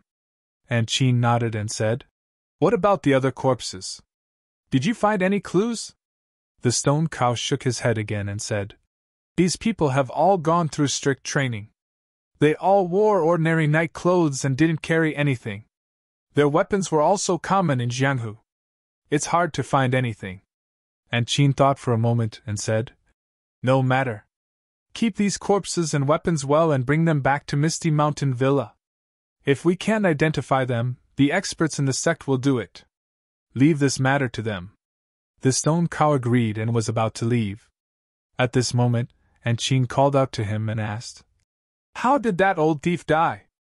Hearing this question, He Tianshu looked at the stone cow anxiously, wanting to know the answer. The stone cow's expression was strange and said, "There were 2 wounds on that old thief's body. One was his left palm, which seemed to have been pierced by something. The other was his throat, which seemed to have been pierced by a sword. I don't know how Zhang Xiaohua did it. At that time, the sky was dark and I couldn't see clearly. What about you?" Aunt Chin shook her head. What a joke. The sky was so dark, and it was raining. Although one could see things in the dark when one's internal energy was strong, she hadn't reached that level yet. When the stone cow heard this, he smiled bitterly and said, "Then it can only be a mystery. This Zhang Xiaohua probably didn't have much luck." Alas, this fellow was frank and outspoken. His words made everyone feel sad. At this moment, He Tianshu suddenly asked, "Brother Shi, were the wounds on that old thief's hand similar to those of a long sword, just narrower than a normal long sword?" The stone cow was stunned and didn't understand why he asked this. He nodded and said, "Yes." He Tianshu's eyes lit up and asked again, "Then, were the wounds on his throat also smaller than those of a normal long sword?" The stone cow seemed to understand this point and said, "Yes, brother He, you're right." "Then what kind of weapon did these old thieves use to kill them?" He Tianshu smiled bitterly, and told them about the toy sword that Zhang Xiaohua was given to him when he bought the long sword. It was fine if he didn't talk about it, but after he talked about it, everyone was even more confused. That toy sword had no tip, so how could it pierce through the old man's throat? How could it pierce through the old man's palm? Don't forget, the old man practiced the light golden palm and the iron shirt. Even the sword of a female disciple like Chang'e couldn't pierce through the old man's body. How did Zhang Xiaohua do it? This was really a mystery. The sky finally brightened, but the rain didn't show any signs of stopping. Under the watchful eyes of the Misty School's disciples, the black-clothed man didn't return. Everyone couldn't help but let out a sigh of relief. That unbearable and unforgettable night was finally over. Oh Yen was still unconscious, but judging from her pulse, it was still very stable. This was considered a blessing in disguise. Since the village head was unconscious, Aunt Chin was naturally in charge of everything. They couldn't stay in this campsite any longer, and with Oh Yan's condition, it was probably impossible for them to go south. Moreover, there were still unknown black-clothed men hiding nearby. Even if Yen was fine, Opun, who was far away in Pingyang City, would definitely not agree to let Yen go there again. Hence, when the sky was slightly brighter, Aunt Chin gave the order to pack up the campsite and return quickly. Naturally, they couldn't take the old route on the way back. Aunt Chin followed Lan Dong's instructions and went on the nearby official road. She redrew the route back to Pingyang City. She would rather take a long detour than take the small roads. She would rather travel slowly and stay in a town for the night. Furthermore, Lan Dong quickly reported the robbery to the higher-ups and requested for more people to come and assist them. When Yen woke up, it was already afternoon. The first thing she did when she woke up was to ask about Zhang Xiuhua's situation. After listening to Aunt Chin's explanation, she felt dejected. Everyone's decision wasn't wrong, and it wasn't realistic to send people to look for him now. It would be better to wait until they met up with the people from the Misty School. As for Aunt Chin's decision to return to Pingyang City, Yen didn't have much objection. Opun originally didn't agree to her coming out this time. She had coaxed and pestered him to let her go. She thought that she was just a village head and didn't have any grudges in the pugilistic world. What danger could she possibly be in? However, the cruel reality told her that humans were harmless, but tigers hurt people. Anyone who survived in the pugilistic world couldn't forget this cruel rule at any time. However, no matter how hard Yen racked her brains, she couldn't remember who exactly she had offended. Please add it to your collection, thank you. 0. Chapter 128. Yan's caravan traveled for a few more days. Although the sex elders hadn't arrived yet, elite disciples from the Lotus Escort Agency and Misty School's strongholds in the surrounding towns had arrived. Yan's safety could be considered guaranteed. After that, Aunt Chin issued an order for the nearby sex disciples to follow the river and search for Zhang Xiuhua's body. There would be a great reward if they found it. Thus, other than the disciples who had a mission, everyone else followed the river to search. However, until the seventh day, when Li Jian, Li Laoer, Lu Qingyang, and Lu Laowu rushed over from Pingyang City and received Yan's carriage, there was still no news from Zhang Xiuhua. Was Zhang Xiuhua dead? Or alive? On that day, that night, and that moment, Zhang Xiuhua was struck in the chest by the black-clothed elder and immediately fainted. Her body was sent flying and fell diagonally towards the river. Zhang Xiuhua was originally running towards the river with Yen on her back. The place where they exchanged blows wasn't far from the river. Zhang Xiuhua's body was small and the black-clothed elder's palm strength was vigorous. Although this palm strike couldn't directly send Zhang Xiuhua into the river, only half of her chest was left on the river bank. At that time, the river was so turbulent. In less than a moment, the river water rushed towards Zhang Xiuhua's legs and dragged her into the river. By the time He Tianshu searched for her, Zhang Xiuhua had already been washed far away. Speaking of which, Zhang Xiuhua was lucky.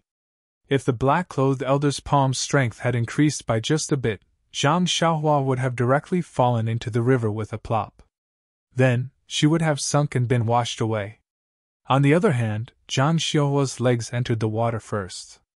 Her upper body was dragged into the water, but her head was above water. Otherwise, even if she wasn't beaten to death by the black-clothed elder, the river water would have drowned her. The unconscious Zhang Xiuhua's body was extremely relaxed. Thus, it was very easy for her to float on the river. At this time, it was already midnight. The unconscious Zhang Xiuhua was once again in a flickering dream. However, it was unknown if he could see it. In the darkness, Zhang Xiuhua floated in the water and flowed down 3,000 feet with the current. However, this Zhang Xiuhua's drifting was different from others. Generally, when someone fell into the water, they would first float for a period of time. They would either sink into the water or reach the shore and be stranded there. This was what Aunt Chin and the others had imagined. Thus, they had the disciples search along the river. However, this Zhang Xiuhua was different. It was unknown whether it was because she was still small, or because her body was light, or because she was having a flickering dream. Her small body seemed to be weightless as she floated in the river. The small sword she held tightly in her left hand also seemed to have lost its usual weight. Zhang Xiaohua's body was like a floating wooden board. She was as fast as the current. Thus, when He Tianshu sent people to search for her the second time, Zhang Xiaohua had already been washed to an unimaginable distance. Later, the people He Tianshu sent only found a distance that they thought was far, based on their experience. However, this far was something that Zhang Xiaohua had already surpassed. At daybreak, the rain still hadn't stopped. The river became even more turbulent. Zhang Xiaohua floated on the river like this for an unknown distance. When it was almost evening, Zhang Xiaohua finally floated to a roundabout bend in the river. It was unknown how far this place was from the place where Zhang Xiaohua had fallen into the water. Beside the river bend was a simple straw hut surrounded by a few fences.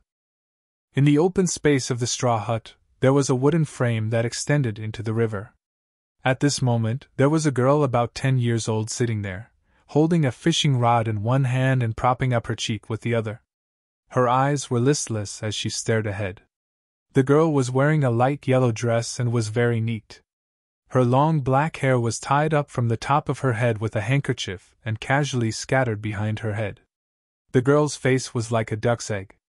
Her eyes were big and there were small eye bags. Her skin was fair, and there was a dark red beauty mark at the corner of her mouth. This girl wasn't extremely beautiful, but her clear black and white eyes and slightly raised eyebrows showed her imposing temperament without a doubt. At the girl's age, it wasn't the season of spring yet, so why was she frowning? At this moment, the fishing rod in the girl's hand seemed to have caught a big fish and slipped out. The girl didn't seem to have noticed. Suddenly, a loving voice came from the straw hut. "Silly child, if you're distracted again, not only will you not catch the fish, your fishing rod will also be stolen by the fish." Only then did the girl wake up from her dream. She quickly grabbed the fishing rod that was about to slip out of her hand. When she raised her eyes to look into the river, she couldn't help but exclaim, "Abbess, it's a dead person." "Eh?" the person in the house exclaimed and walked out. It was a kind-looking old woman in her 50s. She wore extremely clean moon-white clothes and there was a long sword hanging from her waist. The old woman quickly walked to the front of the frame. When she looked carefully, at the end of the fishing rod, on the hook, wasn't it the unconscious Zhang Xiaohua? The girl looked at Zhang Xiaohua's corpse and sadly said, "Poor child, he probably fell into the water like me. His family must be very sad if they can't find him." As she spoke, she seemed to have touched something in her heart. The worry on her face became more obvious. The abbess looked at the corpse in the water and said, "Then let's fish him out. Although we don't know where he fell into the water, it rained heavily last night, and the river has risen a lot. It won't be easy to find where he came from. Why don't we bury him here so that he won't be soaked in the water and become food for the fishes and turtles?" The girl's miserable expression didn't lessen. She only nodded and used her strength to pull the fishing rod back. When Zhang Xiaohua was pulled to the shore, the abbess walked closer and didn't avoid anything. She stretched out her hand to pull Zhang Xiaohua's arm. Fortunately, the frame on the water wasn't very high, and the water had risen a lot today. The abbess leaned forward slightly and grabbed onto Zhang Xiaohua's arm. The abbess grabbed onto Zhang Xiaohua's arm and was about to use her internal energy to pull him to the shore. Suddenly, she looked happy and shouted, "He's still alive!" When the girl heard this, she was also very happy. She quickly came over to help. However, she was small and weak. What could she do to help? Moreover, Zhang Xiaohua's body wasn't heavy. The abbess only used one hand to pull him out of the river. She was just more careful than before. When the abbess saw that the girl wanted to help, she smiled and said, "Go boil some water and make some ginger soup. This child has been in the water for who knows how long. He must be cold. Drink some ginger soup to dispel the cold." When the little girl heard this, she skipped and ran away. The worry between her eyebrows seemed to have lessened a little. When the abbess carried Zhang Xiaohua to the straw hut, she changed his wet clothes and wrapped him in a thick quilt. Then, she carefully checked his pulse and used her internal energy to check his body. Her expression became even more serious. At this time, she saw that Zhang Xiaohua's left hand was tightly holding onto the small sword. She tried to pull it out with her hand, but it didn't budge. She then put Zhang Xiaohua's left hand and the small sword in his hand into the quilt. When the girl walked into the straw hut with the bowl, the abbess was still frowning. She seemed to be thinking about something. The girl carefully asked, "Abbess, what happened to him? Can he still be saved?" When the abbess saw that the girl was worried, she smiled and said, "He didn't fall into the water for no reason. He suffered a very serious internal injury and was thrown into the river by someone." When the girl heard this, she became even sadder and said, "He's about the same age as me. Who could he have offended? It must be a bad person who caused him to be like this. Abbess, aren't you a martial arts expert? You must save him." Hearing the girl's words, the abbess couldn't help but feel ashamed. She had been in the martial arts world for too long. Her considerations were too complicated. Just now, she was actually thinking whether this youth was a bad person. She couldn't see it clearly as a little girl. How could a teenager be a bad person? Since this was the case, how could she not save him? Thus, the abbess ordered the girl to go out and put a wooden basin in front of the Kong. Then, she helped Zhang Xiaohua up and put him in a meditative position. Then, she sat behind Zhang Xiaohua and put her palms on his back. She then used her sex-unique healing method to help Zhang Xiaohua heal the injury from the light golden palm. Not long after, Zhang Xiaohua's face gradually became rosy and there was a faint steam rising from his head. The abbess' right palm pulled out, and immediately Zhang Xiahua was back. Then, she used more strength and with a pa sound, she slapped his shoulder. Zhang Xiaohua's mouth opened and he spat out a few mouthfuls of blood into the wooden basin. Most of the blood was black and had already solidified. Seeing Zhang Xiaohua spit out the blood clots, the abbess let out a long breath. She withdrew her palms and carefully laid Zhang Xiaohua flat on the Kong. At this time, Zhang Xiaohua's face was slightly rosy and his breathing was also slightly stable. His forehead was covered in sweat, and there were signs that he was alive. The girl quickly took the wooden basin out and poured the dirty blood into the river. When she returned to the house, she carefully asked, "Abbess, is he cured just like that?" The abbess smiled and said, "How can it be that simple? I only forced out the clogged blood. He has never practiced internal energy and his meridians are still blocked. Using internal energy to treat him won't be very effective. Only medicinal stones are the best way to treat him. That's the skill of a doctor and I can't do it. But where can we find a doctor in the wilderness? The nearest town is a day's journey away and he'll have to use his qigong to get there. How can he withstand the bumpy journey with his injuries? I'm afraid he'll lose his life before he reaches town." The girl frowned and said, "Then what should we do?"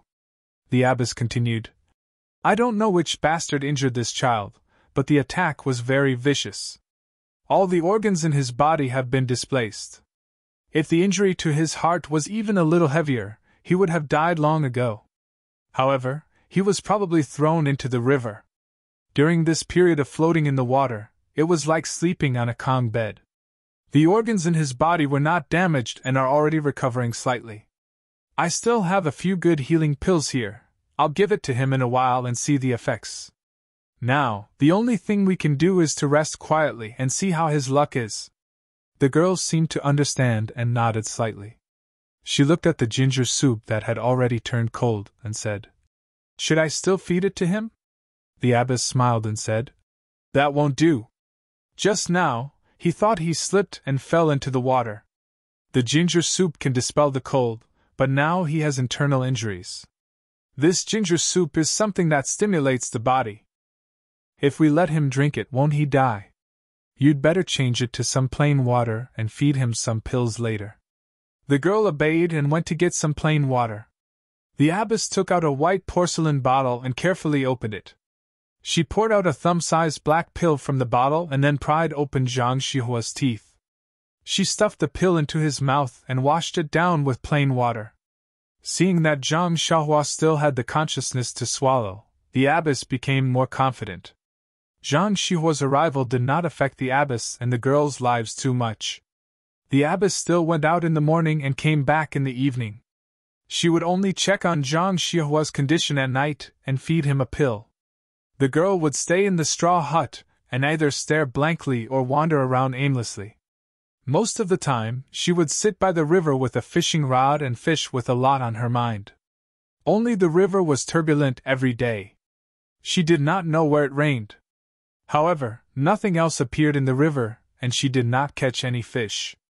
A few days passed like this, and the weather became colder.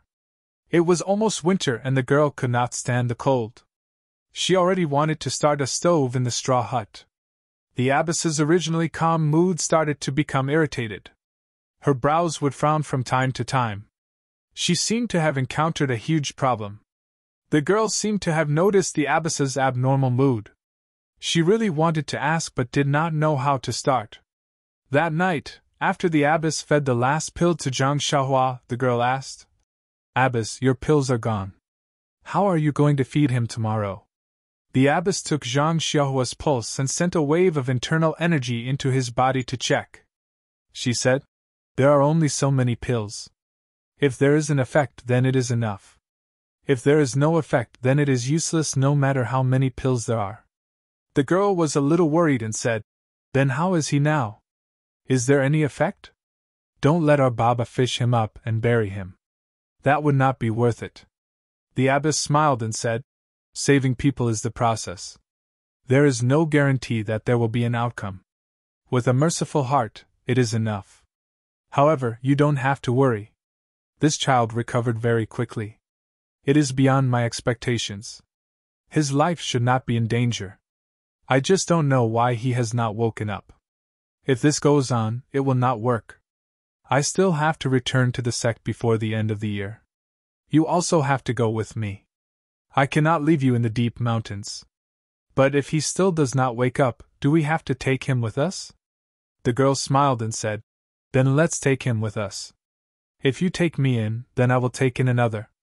The abbess patted her little head and said, "You make it sound so easy. My sect has always taken in women and not men. Even if there are male disciples, they are mostly outer sect disciples.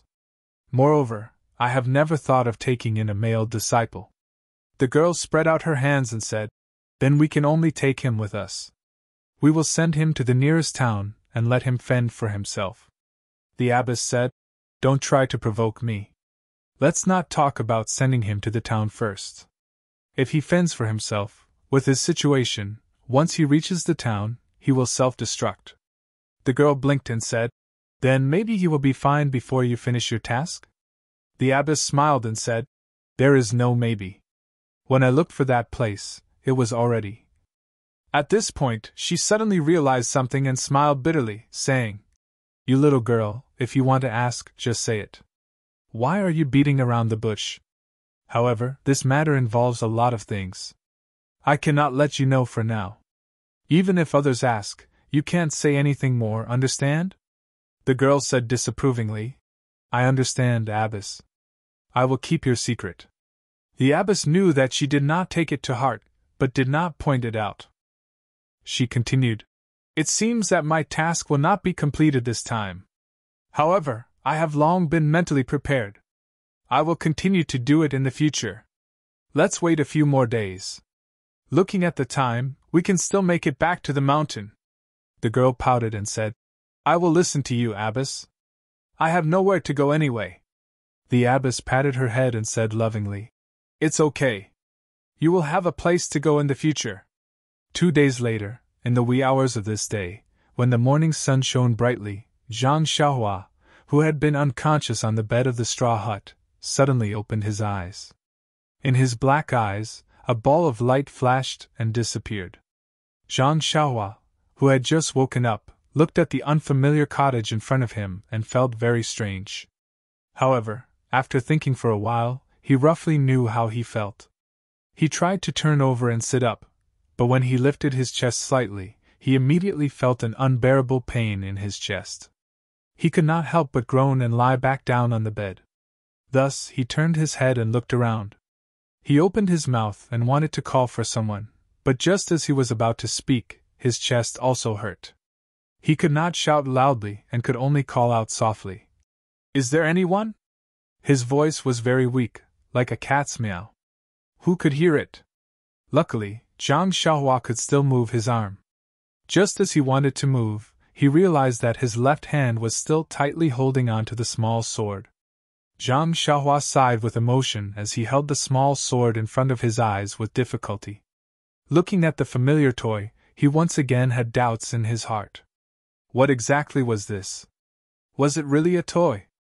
Normally, when practicing sword moves, it would be understandable to stab into a tree or a rock. However, the martial arts of the old man in black was something that even the disciples of the ethereal sect could not stab into his body with a long sword. For this small sword to be able to stab into his body so easily, it was really inconceivable. Moreover, this small sword was not sharpened. Zhang Xiaohua was thinking when he suddenly heard a clear voice. "You are awake?" Zhang Xiaohua turned his head to look. There was a little girl standing at the door with a figure similar to his. Her face was like a duck's egg, and it was a little red from the cold. Her big eyes were flashing with a trace of surprise, and she was holding a fishing rod in her hand. Zhang Xiaohua was puzzled. Was this the child of a fisherman? She went fishing early in the morning to make a living? However, she did not look too beautiful, but the temperament between her eyebrows could not lie. What kind of fisherman's child would be so imposing? Sure enough, the girl quickly put down the fishing rod and shouted, "Wait here, I'll tell the master now." After saying that, she turned around and ran out. Her black hair fluttered, leaving behind a beautiful scenery. Not long after, the master quickly walked over and said happily, "God bless, you finally woke up in time. Let me take a look first." After saying that, she walked to Zhang Xiaohua's Kong and took his pulse. Then, she transferred a strand of true qi into Zhang Xiaohua's body and said, "Not bad, child. You have recovered very well. In these 10 days, you were actually able to recover half of your injuries. Your body is really not ordinary. You are full of vitality. Sigh, it's good to be young. You can recover so quickly from your injuries." 0. Chapter 129. Hearing that she had been unconscious for more than 10 days, Zhang Xiaohua cursed in her heart. The attack on the rainy night was still vivid in her mind. She didn't know how Yen and the others were doing. That old man in black was probably killed by her, but were the people who came later really the Misty School's reinforcements? If Yen and the others were out of danger, they must be looking for her. More than 10 days had passed. Who knew where they had found her?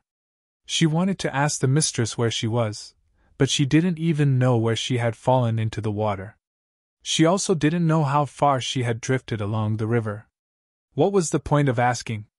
Thus, Zhang Xiaohua could only force herself to stay awake. She looked at the mistress and said softly, "Thank you, mistress, for saving my life." The mistress touched her forehead and said with a smile, "This child is really sensible. If you want to talk about saving your life, you have to thank this girl first. If it wasn't for her fishing you out, who knows where you would be drifting now?" "Fishing me out?" Zhang Xiaohua was stunned. She immediately remembered that she saw the little girl holding the fishing rod and immediately understood. She looked at the little girl beside her with gratitude and said softly, "Then I still have to thank Miss for saving my life." The little girl smiled faintly and said, "You're welcome. I only saw you. Fishing you out and feeding you medicine were all due to the mistress. I don't dare to take the credit." Zhang Xiaohua thought for a moment and said, "No matter what, I still have to thank the mistress and miss for their kindness." The mistress saw that Zhang Xiaohua was a bit tired and said, "All right, since you're awake, take your time to recuperate. We can talk about these things later. Sleep for a while first." When Zhang Xiaohua heard this, he nodded his head slightly. He had only said a few words when he felt that his body was drained of energy. He just wanted to sleep. When he heard the abbess's instructions, he quietly closed his eyes and fell asleep not long after. When Zhang Xiaohua woke up again, it was already evening. With the little girl's help, Zhang Xiaohua struggled to eat something. Only then did she regain some energy. Not long after, the mistress also returned. Seeing that Zhang Xiaohua had woken up and was in good spirits, she was also full of joy. The mistress helped Zhang Xiaohua sit up and put the quilt behind his back. Then she put him on the quilt, and the three of them began to talk. Naturally, the mistress asked about Zhang Xiaohua's origin. Zhang Xiaohua thought for a moment and said, "Mistress, my name is Zhang Xiaohua. I work in a Chinese medicine field in a mountain villa. This time, I went to the south with the owner of the villa to do something. On the way, we were attacked by bandits at night. I was beaten by an old man in black and fell into the river. As for the exact location of the villa and the owner's name, when I left the villa, someone specially told me not to reveal my whereabouts. I don't know their exact whereabouts now, but I think it's best to keep my promise and not tell you. What do you think?" In fact, the mistress didn't mean to get to the bottom of it. She was just asking. Seeing that Zhang Xiaohua kept his promise, she was happy in her heart. She had been in the Jianghu for so many years, and it was rare to see such a simple child. Of course, the mistress didn't mean to make things difficult for Zhang Xiaohua. Just as the mistress was about to speak, the little girl next to her laughed out loud and said, "Xiaohua, your name sounds nice. Why does it sound like a girl's name?" "Xiaohua, Xiaohua, it reminds me of the little white flower on the top of the mountain." This was the second time that Zhang Xiaohua heard others say that his name was funny. However, seeing the little girl's flower-like smile, he didn't have any bad feelings. He only said weakly, "I don't think there's anything wrong with the name my parents gave me." "Then, what's your name?" This was a very ordinary sentence, but in the little girl's ears, it was like a thunderbolt. The little girl's face turned pale. She bit her lips and held back her tears. Under the mistress's pitiful gaze, she said, "I don't know what my name is. I seem to have forgotten everything, but at the same time, I remember everything. But I just can't remember. My previous life seemed to be a dream. I can't explain it clearly." The mistress sighed and said, "I met her some time ago in the barren mountains. At that time, she was also unconscious. When she woke up, she had forgotten everything. She didn't even know her name." Zhang Xiaohua smiled and said, "Mistress is really a good person. You saved me and this little girl in a row. Your merit is boundless." "That's right, little girl. Since you were in a dream before, now that you've woken up, you have a new life. You should be happy. If you don't have a name, you can give it a new one. I think no matter if it's in a dream or not, you only need to keep your true self. How about I call you Meng?" When the little girl heard this, her eyes lit up. She smiled and said, "Meng, that's right. All living things are dreams. I'm no exception. From now on, I'll be called Meng." "Hee, thank you, Zhang Xiaohua." The mistress clapped her hands and said, "That's right. Zhang Xiaohua, you look like a scholar. How come you're a farmer?"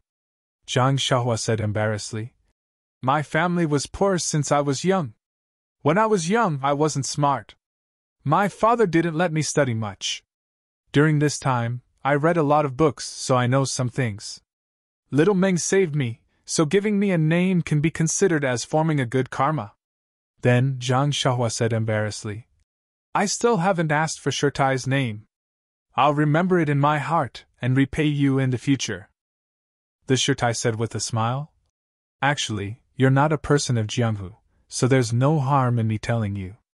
However, for some reason, you only need to remember that my name is Jing Xian. And during this time, it's best to remember it in your heart and not tell others." Zhang Xiaohua said solemnly, "I know, Shirtai. Everyone has their own privacy and secrets. We should all give each other some space. I'm already happy that Shirtai doesn't blame me. I'll treat Shirtai's matter as normal." Shirtai said with a smile, "Zhang Xiaohua's words are reasonable. Everyone knows that taking a step back makes the world better. But how many people understand? If they really understand, how much less bloody can there be in Jianghu? It's a pity that Jianghu is a place where fists matter." When your fists are hard, you'll have reason and won't care about other people's privacy and secrets. Zhang Xiaohua, I hope that when you grow up in the future, you can remember what you said today and do what you said. Zhang Xiaohua bowed and said, I know, sure I'll try my best to do it. The three of them talked for a while. Shirtai saw that Zhang Xiaohua was tired, so she let him rest and pulled Xiaoming out. In the next few days, Shirtai still went out early and came back late. Zhang Xiaohua's injury also recovered rapidly. Shirtai was very surprised by this situation. She had personally checked Zhang Xiaohua's injury. It was serious and abnormal. According to her idea, it would take at least a few months of rest. So she had been thinking about how to deal with this matter. Now it seemed that Zhang Xiaohua's recovery in these 10 days was comparable to others' recovery in 1 or 2 months. Was it really because her pill was effective, or was it because Zhang Xiaohua was young and easy to recover? Looking at Shirtai's surprised eyes, Zhang Xiaohua also thought of her elder brother's injury that day. Didn't Zhang Xiaolong's internal injury recover very quickly last year? At that time, everyone thought that it was because of the spring water at home. She had been out for almost a year, and had not drunk the spring water for a long time. Was it because she had drunk the spring water before? The spring water could cure internal injuries. This kind of thing was just thinking about. If she said it out loud, she would be said to have a brain problem for no reason. So Zhang Xiaohua could only keep her mouth shut. In fact, the reason why Zhang Xiaohua had been in a coma for more than 10 days was naturally because her body had automatically healed her injury. The longer she was in a coma, the better the recovery. Now that she had woken up, her injury was of course recovering rapidly. Zhang Xiaohua did not know this, and neither did Shirtai. However, it did not matter whether she knew or not. After all, Zhang Xiaohua was getting better day by day. On this day, Zhang Xiaohua and Xiaoming were still in the cottage. Zhang Xiaohua could already walk on the ground. She slowly moved to the door of the cottage. Outside the door was the warm sunshine, which made Zhang Xiaohua feel warm. Xiaoming did not go fishing. She threw the fishing rod aside and also sat down barefoot. She asked Zhang Xiaohua, Brother Xiaohua, where is your home? Who is in your family? Can you tell me? I will definitely keep it a secret for you. I won't tell anyone. Zhang Xiaohua looked at Xiaoming's face in the sunshine and smiled. She said, This you can tell me. There is no need to keep it a secret. My family lives in Guizhuang House, a small village in Lu Town. However, don't ask me where Lu Town is. I have never seen a map, so I can't tell you clearly. My family now has my father and mother, as well as my elder brother and sister-in-law. Second brother and I came out to make a living. I used to have a grandmother who was very good to me. She just passed away last year. Speaking of his grandmother, Zhang Xiaohua thought of many things again. Therefore, he told Xiaoming about how he started to open up wasteland last year, dug wells, went to the market during the new year, met bullies, and saved Lu Qian. In the end, he talked about how his elder brother met the bandits in Shitsui Mountain when he married, and how his grandmother passed away at his elder brother's wedding. He talked for a whole morning. In the end, not only did Zhang Xiaohua cry sadly, but even Xiaoming also cried. She was sad for the experience of Zhang Xiaohua's family and the death of Zhang Xiaohua's beloved grandmother. Xiaoming looked at Zhang Xiaohua enviously and said, Brother Xiaohua, you have a harmonious and loving family. I really envy you. I don't know where my home is, and I don't know where to find it. Zhang Xiaohua comforted her and said, Everyone has a home, and so do you. Maybe you don't know where to find it now, but it doesn't mean that you don't have a home. I believe that you will be able to find your home in the future, your father and mother. Moreover, Shirtai is very good to you now. She loves you as much as her mother. Xiaoming said with a smile. Xiaohua, you are right. I must have a home, and like you, I must have a lot of family stories. My family is also very loving. When I remember or find it, I will tell you, okay? Zhang Xiaohua smiled and said, No problem, Xiaoming. I believe I will wait until the day you tell me. Moreover, if there is a chance in the future, I am very willing to invite you to our Guozhuang house. My father, mother, elder brother and sister-in-law will all like you very much." Xiaoming also smiled. Her smile was like a flower, and in an instant, the slightly cold shell just now faded away. Perhaps, this was the true temperament of a teenage girl. At this moment, Xiaoming only wanted to stretch out her small hand and make a pinky promise with the youth who was still recuperating. But when her small hand was halfway out, she thought that this was just a young game. Perhaps it was not suitable for her to do so at this age. A blush appeared on her face, and she quickly withdrew her small hand. The youth in front of her looked extremely ordinary, and his face was pale because of his illness. However, he was the first playmate in her memory. Although this playmate was most likely lying on the bed, the home he mentioned gave Xiaoming perfect expectations. Therefore, Zhang Xiaohua's home, Zhang Xiaohua's people, and Zhang Xiaohua's things all left a very deep impression on Xiaoming. Shirtai gave her the care of an elder, while Zhang Xiaohua gave her the joy of a companion. This, perhaps, was called fate? The sun was shining brightly, and the river was gurgling. On this endless continent, there might be stories of joys and sorrows happening every day. However, at this time, it belonged to the boys and girls beside the cottage. Only with support and trust would there be hope and a future. That night, Shirtai came back very late. He also looked extremely tired. However, Zhang Xiaohua and Xiaoming had never been nosy people, so they did not ask much. The next day, Shirtai did not go out, which was unusual. Instead, he called Zhang Xiaohua and Xiaoming to the cottage. Zhang Xiaohua had a premonition. As expected, Shirtai first checked Zhang Xiaohua's injuries, and then said, "Zhang Xiaohua, your injuries have stabilized. There are no major problems. In the future you just need to rest." Zhang Xiaohua hurriedly bowed and said, "This is all thanks to you, Shirtai." "Thank you so much." Shirtai smiled and said, "You are still so polite.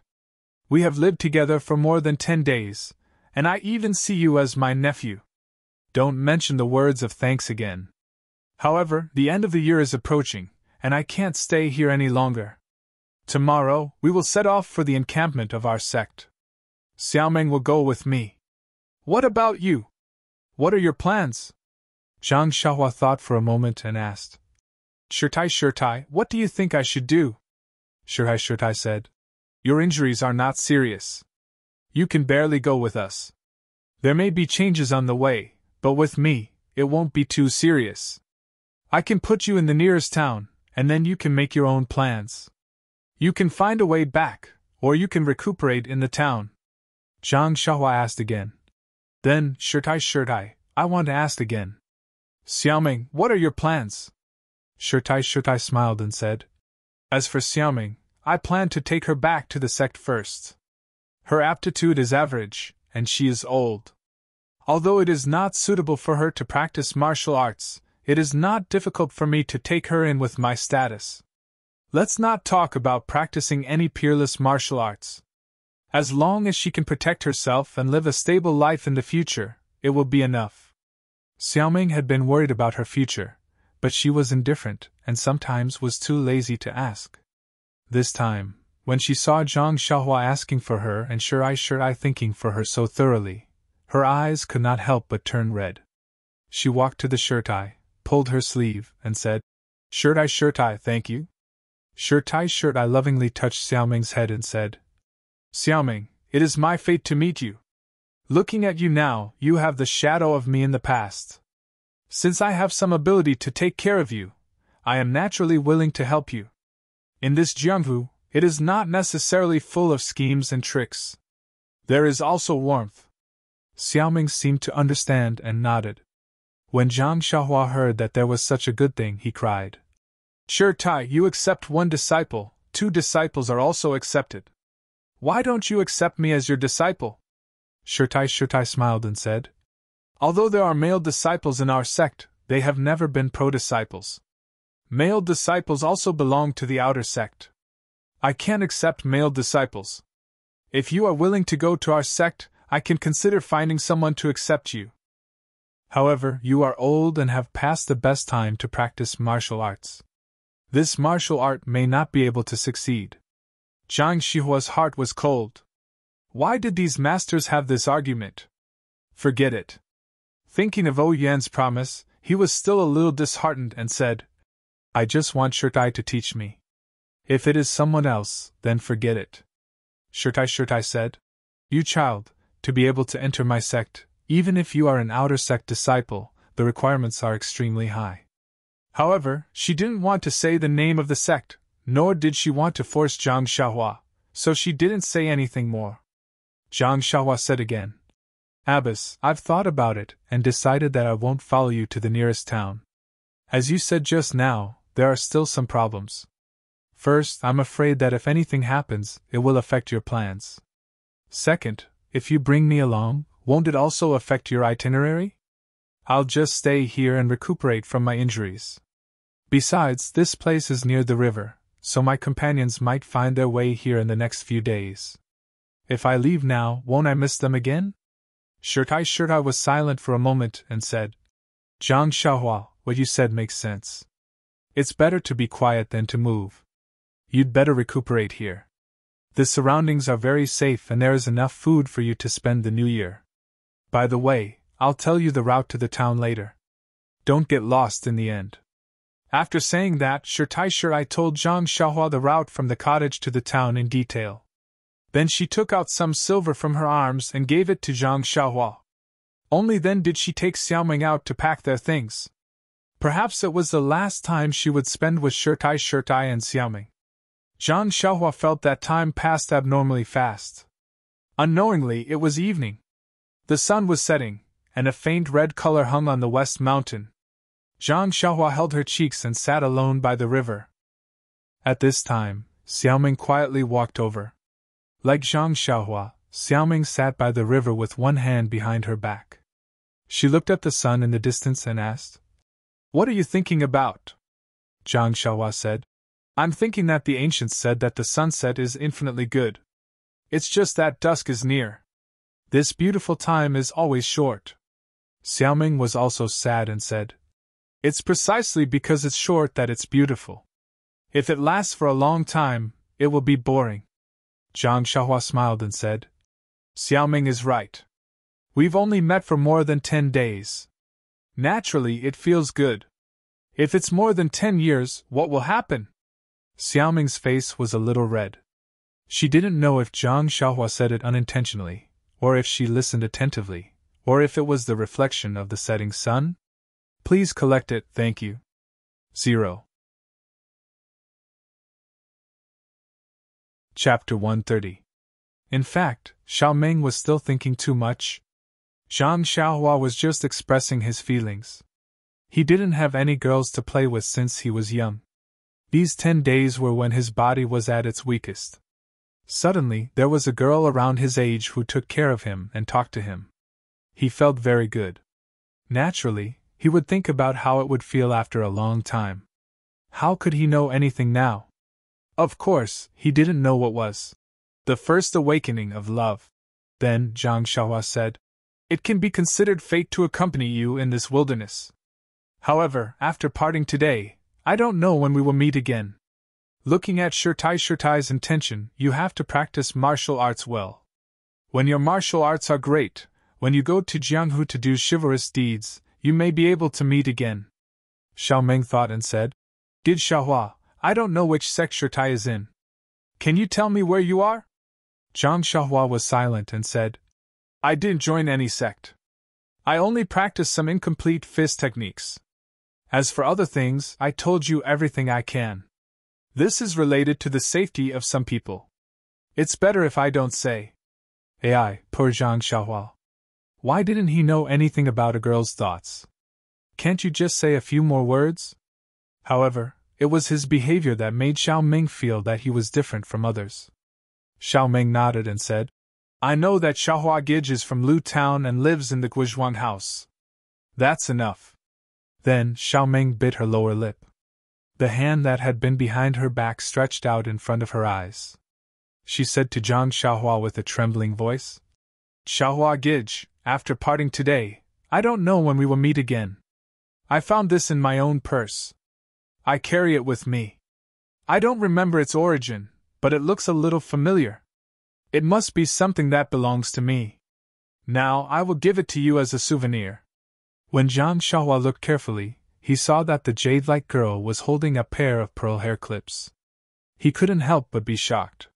He waved his hand and said, "How can I dare to accept such a precious thing?" Xiao Ming said angrily. "What's so precious about it? Was it because it was valuable? But even if it was worth a lot of money, if no one used it, how much money would it be worth if it was casually thrown away?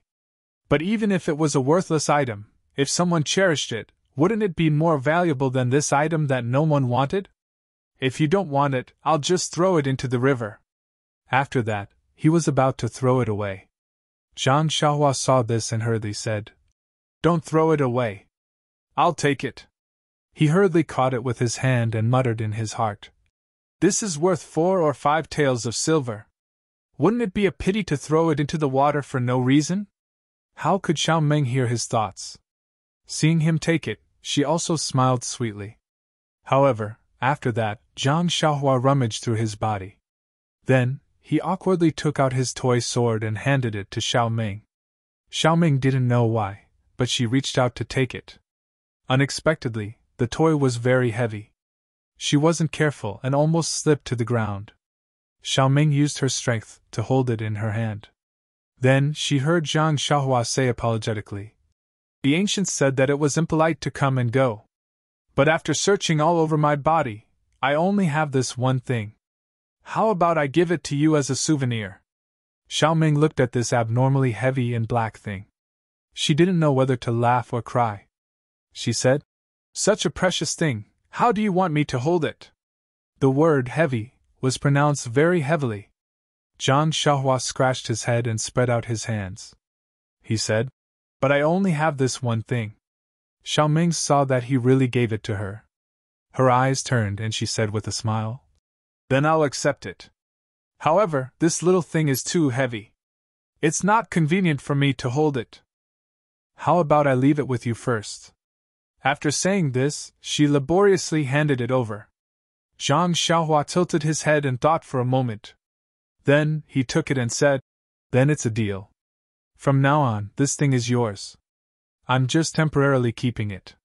Xiao Ming smiled and nodded. But when Zhang Xiaohua put the small sword into his arms, he still felt that it wasn't appropriate. He tilted his head and thought for a moment. Then, he patted his forehead and said, "Got it." Then, from the pair of pearl hair clips in his hand, he took out one and gave it to Xiao Ming. He said, "You give this pearl hair clip to me. It's mine. I'll give you another one.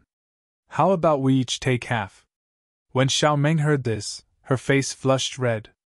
It seemed that blood was about to drip down.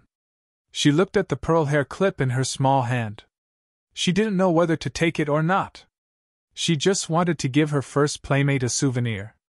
But this Zhang Xiaohua seemed to have misunderstood something. If this pair of pearl hair clips was taken by a man and a woman, what would it become? What did it mean? Was Zhang Xiaohua hinting at something? Should she take it or not? Should she explain it to him? She had a trace of affection for Zhang Xiaohua, but it shouldn't be to this extent. It seemed that whether to take it or not was a problem. However, immediately, Zhang Xiaohua's words fell into her ears. "This pair of pearl hair clips is worth 4 taels of silver. I'll keep half of it, which is only 2 taels of silver. My heart can be considered stable." Xiao Ming's face was still red.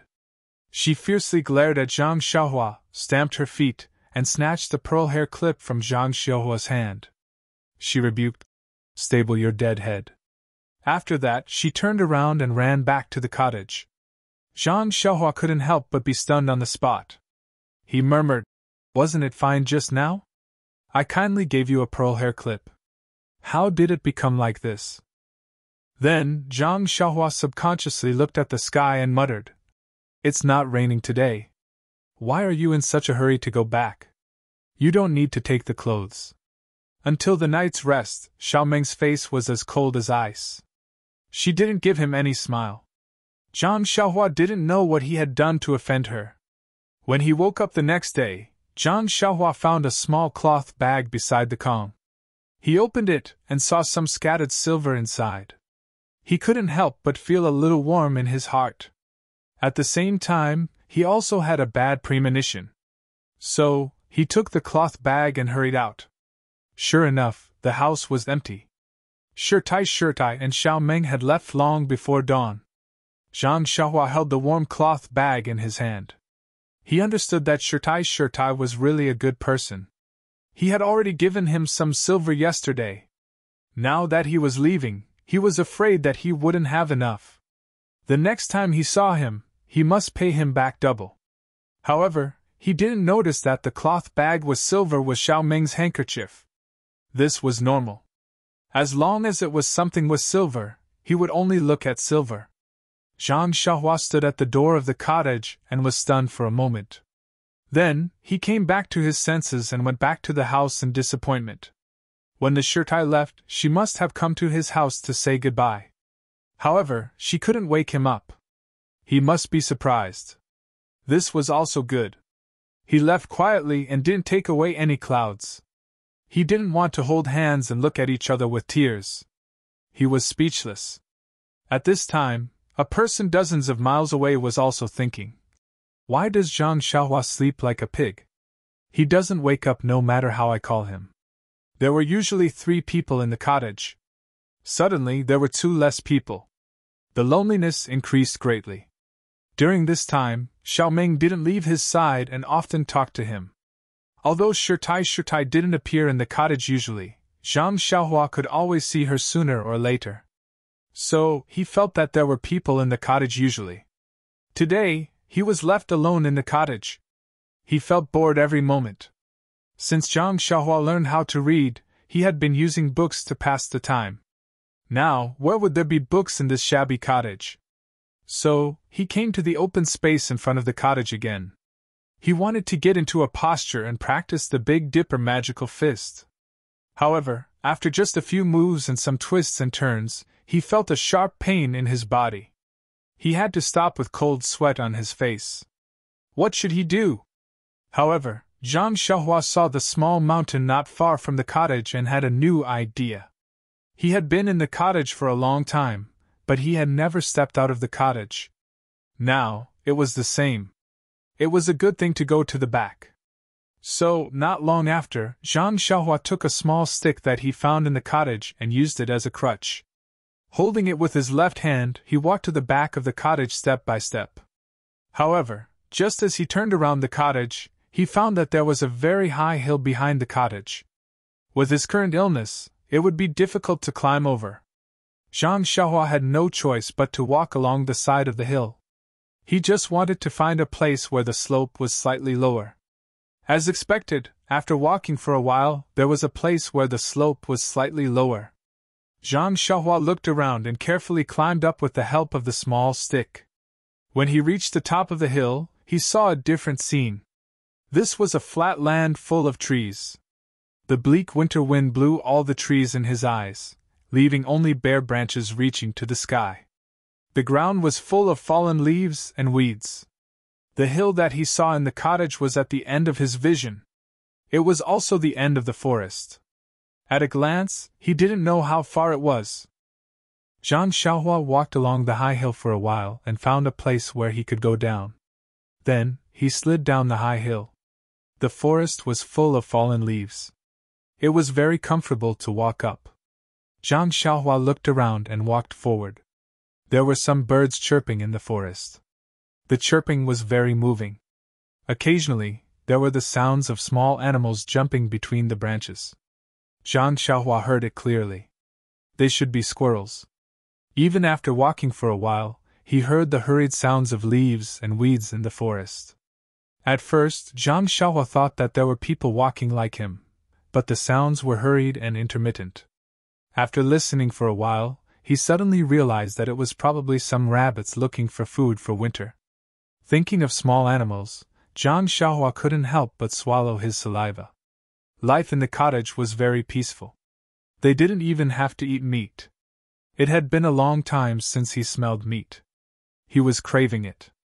If he could catch a rabbit or something like that to eat, how good would that be? But what about his own injuries? Zhang Xiaohua looked at the small walking stick in his hand and gave up this idea for the time being. Zhang Xiaohua continued forward for a while and looked up at the small mountain again. It was still not far away. Only then did he understand the true meaning of the phrase "a mountain runs to its death." If he insisted on continuing forward, he would be exhausted to death today. So be it. He just came out for a walk. There was no reason for him to be exhausted. He casually picked up a few dry branches on the ground and turned back. At this moment, Zhang Xiaohua thought of a problem. The Shirtai went out early and came back late every day. In this place where birds shit every day, what was there to be busy with? However, the Shirtai's lightness skill was very good. Naturally, she could move around a wide range. Maybe she was looking for something? Maybe she was looking for someone. Maybe she was thinking about the problem. Or maybe she was going back the way she came. But not long after, Zhang Xiaohua returned to the front of the high slope. Looking at the high slope that he had to climb up with difficulty, Zhang Xiaohua couldn't help but shake his head. The Shirtai had its own way of doing things. Wasn't he worried for the ancient people? Zhang Xiaohua shook his head and began to climb up the ladder. Walking back to the cottage, Zhang Xiaohua was already covered in sweat. However, his body was also very comfortable. Life was about exercise. The ancient people didn't lie to him. The rest of the time was also boring. Zhang Xiaohua took the fishing rod left by Xiaoming and wanted to go fishing. However, he couldn't find a suitable bait near the cottage.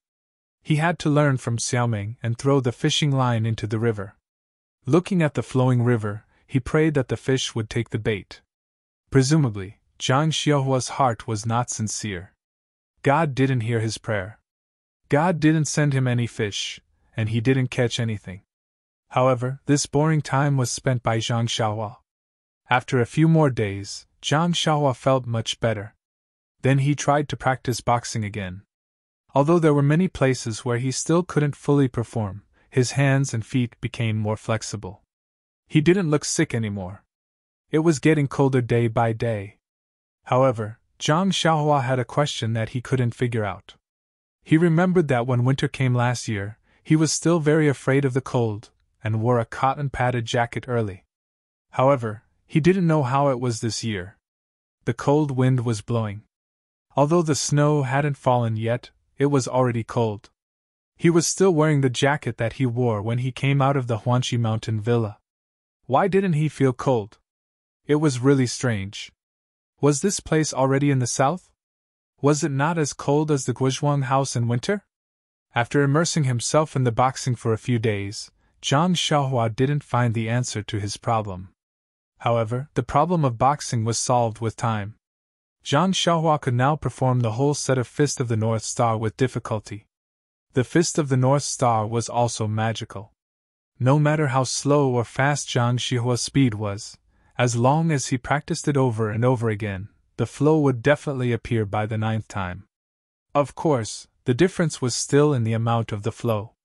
In the past, when Zhang Xiaohua practiced boxing in the mountain villa, he could only produce 3 different flows of hot and cold in the morning and at night. Since he didn't have to farm in the cottage, he spent all his time practicing boxing. However, after repeated practice, he found that the flow didn't appear without limit. Zhang Xiaohua practiced boxing 81 times a day. After 9 flows appeared in his body, no matter how fast or slow Zhang Xiaohua practiced boxing, the flow would never appear again. Could it be that the flow could only appear 9 times a day?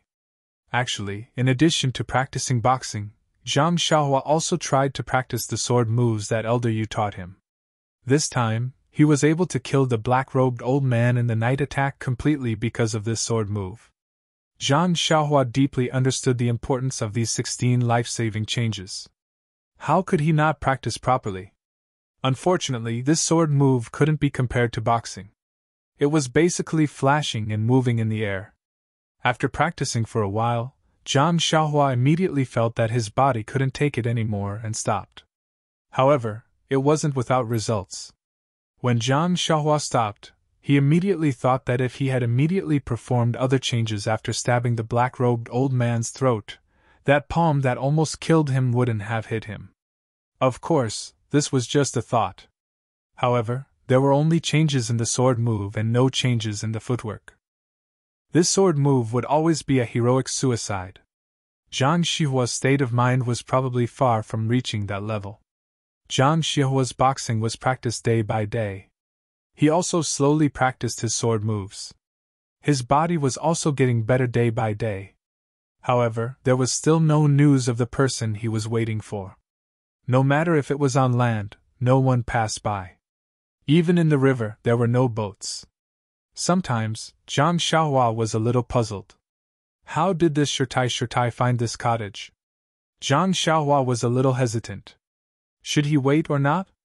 Perhaps he should have left with the Shirtai at that time. Just as Zhang Xiahua was hesitating, the first snow of the new year finally fell. Actually, as for whether it was the new year or not, Zhang Xiahua already couldn't remember. However, when he saw the snow, he naturally thought of the new year. He would just take it as an auspicious sign of the new year. Since the first time, Zhang Xiahua had also gone to the woods behind the cottage several times. However, he returned empty-handed. Now that it was snowing heavily, it was a good opportunity to hunt. One morning, Zhang Xiahua took his small crutch again and went straight to the high slope behind the cottage. Everyone had a habit, and Zhang Xiahua was no exception. He still took the route that he had chosen for the first time. When Zhang Xiahua walked into this snow-white world, not only did he feel that the world was full of ice and snow, but he also felt lucky that there were many animal footprints on the thick snow. He guessed that he wouldn't return empty-handed this time. However, when Zhang Xiahua really walked into the woods, he realized how wrong he was. The thick snow was either flat as before, or there were countless shallow and small traces. Where could he find the footprints of rabbits and other animals? On this vast land, it seemed that only his footprints came from afar. Zhang Xiahua thought for a while and identified the direction. He walked towards the distant hill. Perhaps there would be delicious prey there. Perhaps it was snowing. Along the way, Zhang Xiahua rarely heard the chirping of birds. He guessed that they were all hiding in their nests and slacking off. According to Zhang Xiaohua's observation, there were no traces of animals on the snow. However, there was nothing strange. The snow was still falling. Perhaps it had been buried long ago. After walking for a while, the hills still seemed to be far away. However, this time Zhang Xiahua was determined. Thinking of hunting there, he didn't give up early like the previous times, unless he could find rabbits in the woods. However, cunning rabbits always had 3 burrows. How could Zhang Xiahua, who didn't have much hunting experience, find them? Therefore, the greedy Zhang Xiahua could only trudge on the snow with difficulty. Please collect, thank you. 0. Chapter 131. Zhang Xiahua walked for a whole morning, but the snow seemed to show no signs of stopping. The more he walked, the more inconvenient it became. From time to time, there was a tendency for him to slip. Zhang Xiahua could only carefully rely on the small walking stick. In the forest, the world was full of snow and branches. In addition to the falling snowflakes, there was only the squeaking sound of Zhang Xiaohua's feet stepping on the snow. In this environment, it was actually impossible to distinguish between north and south. Not to distinguish between north and south, but to Zhang Xiahua, who had no sense of direction, there was not much difference. He only needed to look up at the small mountain. After not looking for a while, he suddenly looked up and found that he was much closer to the small mountain. However, Zhang Xiaohua's interest was not in the mountain, but the animals that could be eaten. After walking for a long time, he did not find the wild rabbits that were commonly seen on the mountain of Guizhuang House. Even the squirrels jumping on the trees were rare. How could he catch them to eat? Zhang Xiahua was more and more surprised.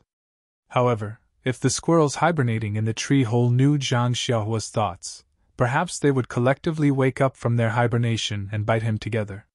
We usually dance on the tree. It's fine if you admire us. Now that the snow has sealed the mountain, we are sleeping. You want to eat us? Do you want us to live? If scholarly Jean Feng knew, he would secretly give him a copy of Man and Nature, and then secretly feel ashamed. It was because of the teacher's laziness that he did not teach strictly. Zhang Xiaohua looked around just like this as he ceaselessly moved forward. As he walked, his eyelids suddenly twitched, and he immediately stopped moving. When he narrowed his eyes and looked ahead, he couldn't help but be overjoyed in his heart. Wasn't there a gray-colored and plump wild rabbit a few tens of steps away from him? Was that not the braised rabbit leg that he had been yearning for day and night? Since she had found her prey, Zhang Xiaohua began to carefully move forward. She moved lightly, afraid that she would disturb the dazed rabbit's state of mind. Unfortunately, even though Zhang Xiaohua had the experience of chasing chickens and rabbits when he was young, it was just a child's play. When it came to real hunting, he was far from being able to catch this silly rabbit in the snow. Look, when he was only a few feet away, the rabbit's long ears shook, and it immediately broke free from the state of being one with the rabbit. It was no longer a silly rabbit. At this moment, it had inherited the glorious tradition of the rabbit spirits. The souls of Bugs Bunny, Roger Rabbit, and Zhang Xiaohua were all possessed at this moment. At this moment, this silly rabbit was no longer a rabbit facing Zhang Xiaohua. It was all the rabbits that were being hunted. At this moment, it ran away, quickly distancing itself from Zhang Xiaohua. Rabbit, run! How could Zhang Xiaohua let the braised rabbit leg that was right in front of his mouth escape?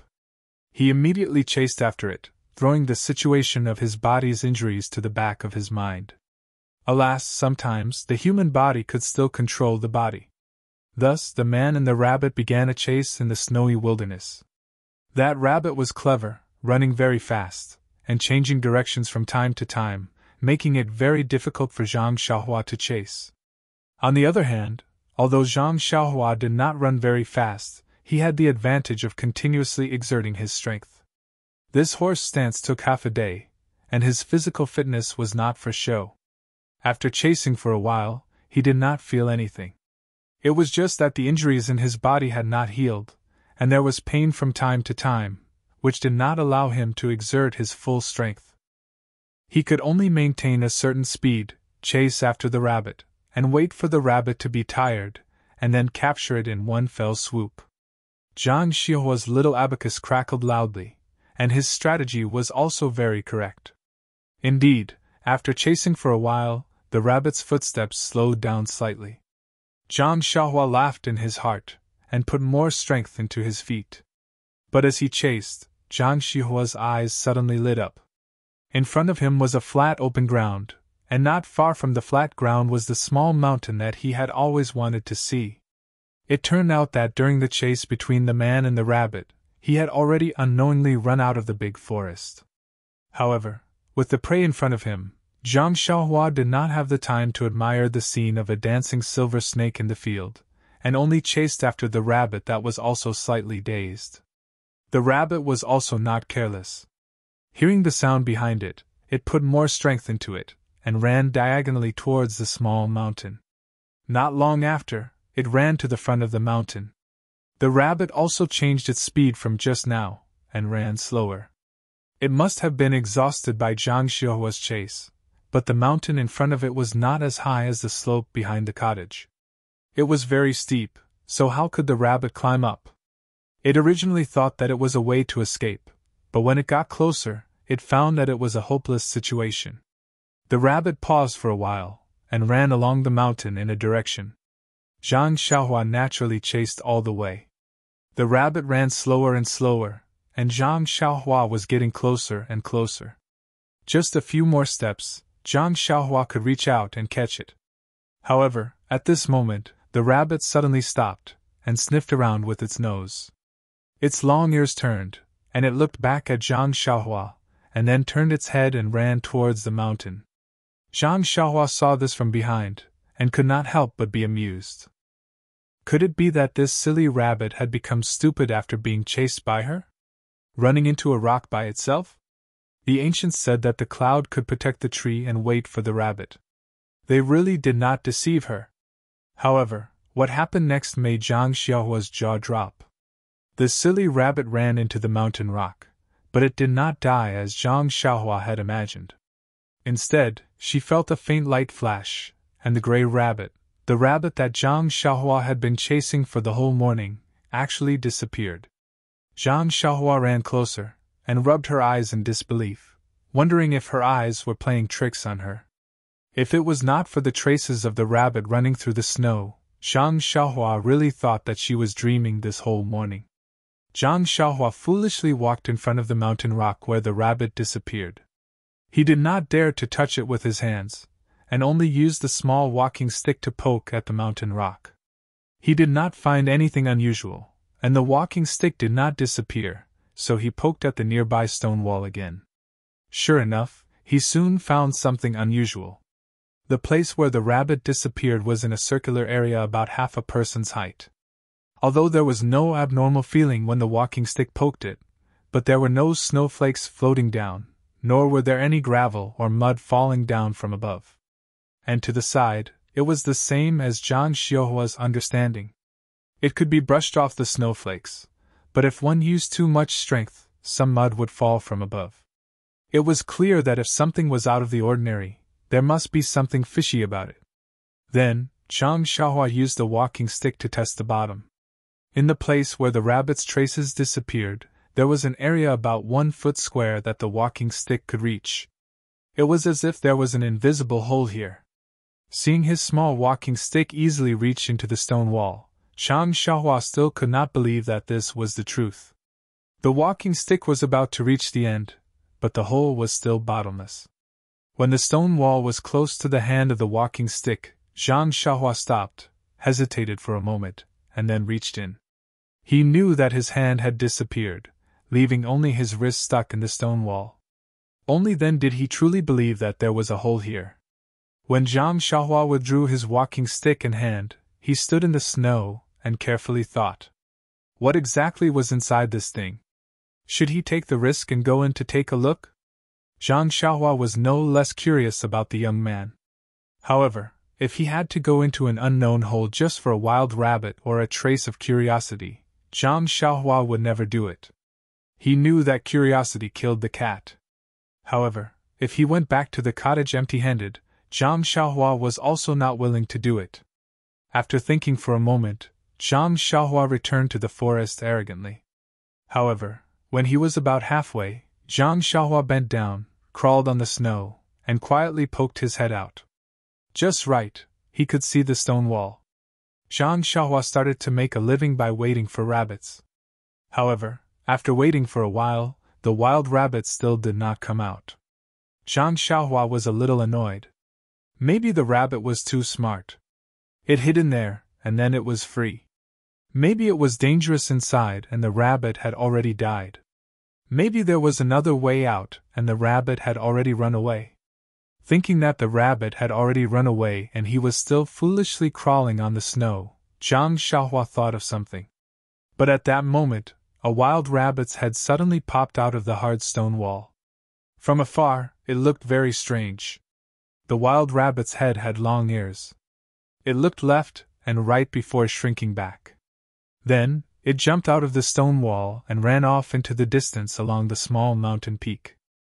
Seeing the wild rabbit run out, Zhang Xiaohua did not immediately chase after it. Instead, he crouched there and waited for a while. After making sure that nothing else would jump out of the stone wall, he slowly walked over. In fact, when Zhang Xiaohua was crouching on the snow just now, he had already made up his mind. If the rabbit could come out, it would not be dangerous. Moreover, there was no other way. It was very likely to be a closed place. Moreover, the hole was only 1 foot wide. A slightly bigger animal would not be able to get in. Therefore, there should not be any danger. If the rabbit went in and did not come out, then Zhang Xiaohua did not have the courage to go in and play around. When he got close to the stone wall, Zhang Xiaohua stopped again. He crouched down and reached in with his walking stick again. This time, he wanted to see if it was a long and narrow passage or a space that could allow a person to stand up. Sure enough, when his hand reached in, he exerted force and the walking stick stood up. It did not encounter any obstacles. Zhang Xiaohua knew what was going on. Then, he took out the small sword from his pocket and held it in his left hand and the walking stick in his right hand. First, he reached in and shook it for a moment. Then, he gritted his teeth and crouched on the snow, climbing stiffly towards the 1-foot-wide stone wall. Zhang Xiaohua, who was crouching on the ground, only felt his vision blur. Then, he entered another place. Wasn't this a cave? He was crouching on the snow in front of the cave. When Zhang Xiaohua stood up and looked carefully, there was something like a thick fog behind him. There was light coming in from the outside, but he could not see the scene outside. The snowflakes were still as big as outside, falling from the top of his head through the fog. On the snow, there were still traces of the rabbits jumping. In front of him, there was a small cave that was commonly seen on the mountain peak. It was slightly taller than Zhang Xiaohua, but it was pitch black inside. He could not see clearly. The traces of the rabbit led to the inside. It was very messy. The rabbit must have entered and exited several times. Seeing such a scene, Zhang Xiaohua's heart tensed up a little. However, he still threw the walking stick in his hand into the cave first. When he heard a dang sound from inside, there was no other sound. He then took out the fire starter from his pocket and carefully lit it. He held it in his right hand and the small sword in his left hand in front of his chest. Step by step, he walked into the pitch-black cave. When he walked into the cave, he carefully looked around with the fire starter. Only then did he feel completely relieved. This was an ordinary cave, the size of a small house.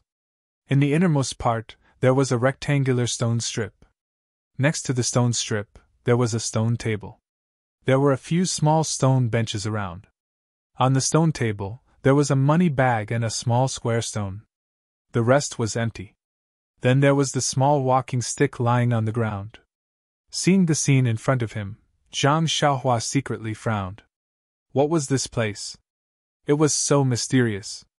There was nothing inside, only a money bag. He was not in a hurry to take the money bag. It was on the stone table. Sooner or later, it would be his. He could take it according to his mood. Therefore, he still did not give up. He took the fire starter and carefully looked around the cave. He even picked up the walking stick and knocked on the stone wall. However, other than seeing some spherical pits on the stone wall, he did not find anything. That pit was a little high. Zhang Xiaohua's fingers could not reach it. He deliberately used the walking stick to poke at it, but he did not find anything. Only then did he give up and came to the front of the stone table. Zhang Xiaohua took the small sword and picked up the money bag. He moved it. Seeing that there was nothing unusual, he moved the small square stone. It was also normal. Only then did he put the small sword back into his pocket. He picked up the stone with his left hand and looked at it carefully with the fire starter in front of his eyes. However, when he looked left, right, up and down, why couldn't he see any difference between it and the pebbles by the river? Could it be because of the different shape? Zhang Xiaohua angrily threw the stone back on the stone table. He picked up the money bag full of expectations. However, when he picked it up lightly, his heart immediately floated. The enthusiasm in his heart turned into snow. He thought that this money bag would at least be filled with a few pieces of silver. It would be best if it could be filled with a few pieces of gold. That would be good. However, the first feeling in his hand told him that it was empty. Zhang Xiaohua did not give up and squeezed with all his strength. However, he did not pinch anything out of it. He then shook it down, but he did not shake out a single rabbit hair. Zhang Xiaohua could not help but be filled with regret. If he had known earlier, he would have caught that silly rabbit first. At least he could have a good meal at night. This was great. An empty money bag, a broken stone, nothing to do, and also a lot of time to crawl in the snow. Zhang Xiaohua curled his lips. Just as he was about to throw the money bag back to the stone table, he twisted it with 2 fingers. He felt that the cloth of the money bag was not bad. It was quite delicate. Besides, he did not have a money bag. The silver that the master gave him was still in a piece of cloth. Now it was just right. Zhang Xiaohua put the fire starter on the stone table. He took out the scattered silver from his pocket and poured it all into the money bag. He tied the mouth and threw it up and down in the air. Then he caught it. The feeling was quite good. Hee, at least this trip was not in vain. After that, Zhang Xiaohua was about to take the fire starter from the stone table. At this time, his eyes fell on the stone. You said that if this was an ordinary stone, would someone be bored enough to put it on the table? Perhaps there was some mystery inside that he could not see through? Forget it. He would rather see wrongly than let it go. How could he have the time to return to a treasure mountain? Even if it was a small stone, he would still take it away. Thus, Zhang Xiaohua picked up the small square stone again and threw it into the money bag. He put it into his pocket and then picked up the fire starter. He looked around again and then slowly walked out of the cave. Zhang Xiaohua looked at the inconceivable thick fog in front of the cave. It was very strange. In such a mystical place, how could there be nothing mystical left for him? Even if there was a bag full of gold, he would not be surprised. But it just had to be an empty money bag. Suddenly, he thought of a problem. Why was there a 1-foot hole in the fog that he could enter? Someone must have been here. Since someone had been here, how could there be anything left for him? This empty money bag must have been taken by someone and casually thrown down. And that small white square stone must have been thrown away by someone. Zhang Xiaohua sighed in his heart. Forget it. His luck was not on his side. Even if he picked up a money bag, it was not bad. At least it was worth his scattered silver. After calming himself down, Zhang Xiaohua prepared to go out. The snow at the entrance of the cave was even heavier. The traces of him entering were almost covered up. Zhang Xiaohua picked up his walking stick again and bent down. He slowly drilled out of the invisible hole.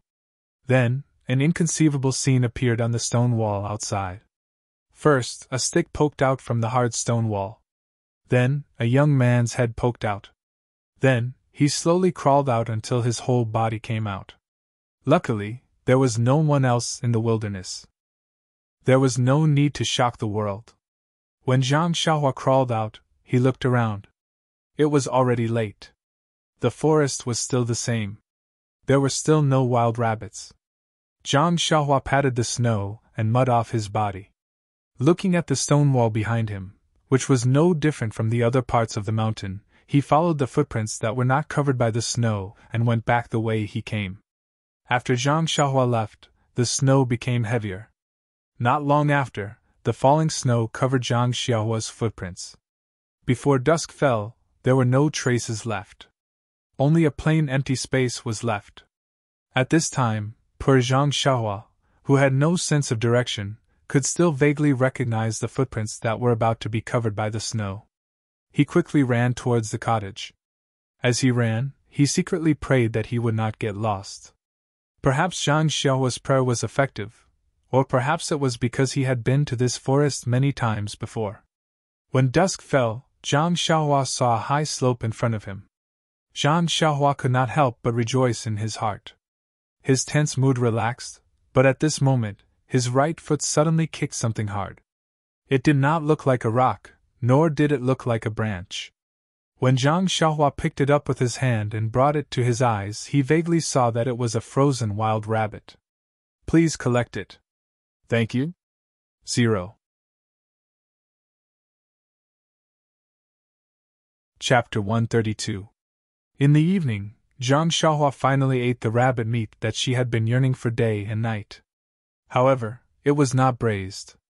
Although Zhang Xiaohua was born in a poor family and had been helping out at home since he was young, he was still a boy after all. The work he had done was in the fields. The work on the stove was still relatively unfamiliar to him. The closest thing he had done was to fetch spring water from the stove at home. Therefore, although she wanted to braise it, she simply peeled the rabbit's skin and learned from her father's way of handling chickens. She simply cleaned the rabbit and put it in the pot to cook. When the water boiled and the meat was cooked, although there was no seasoning, it still smelled fragrant.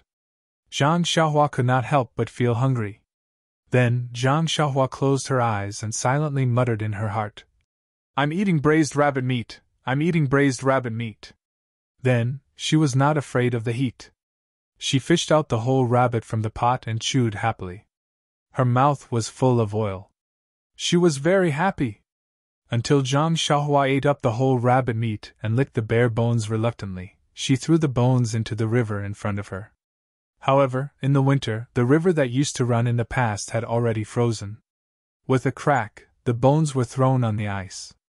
It was impossible to destroy the evidence of the crime of eating meat. However, she was the fish meat, and she was the knife. Why should she be afraid? The law of the jungle was still applicable in Jianghu. Not to mention that Zhang Xiaohua, who had satisfied her craving for good food, was caressing her round belly while holding a small stick. She was leisurely licking her teeth and looking at the night sky that was still snowing heavily. She was secretly trying to figure out the essence of. Suddenly looking back at it in the waning light. In the conference hall of the Misty School in the far north, Openg was gathering several brothers in the school to find the bones that had been thrown out.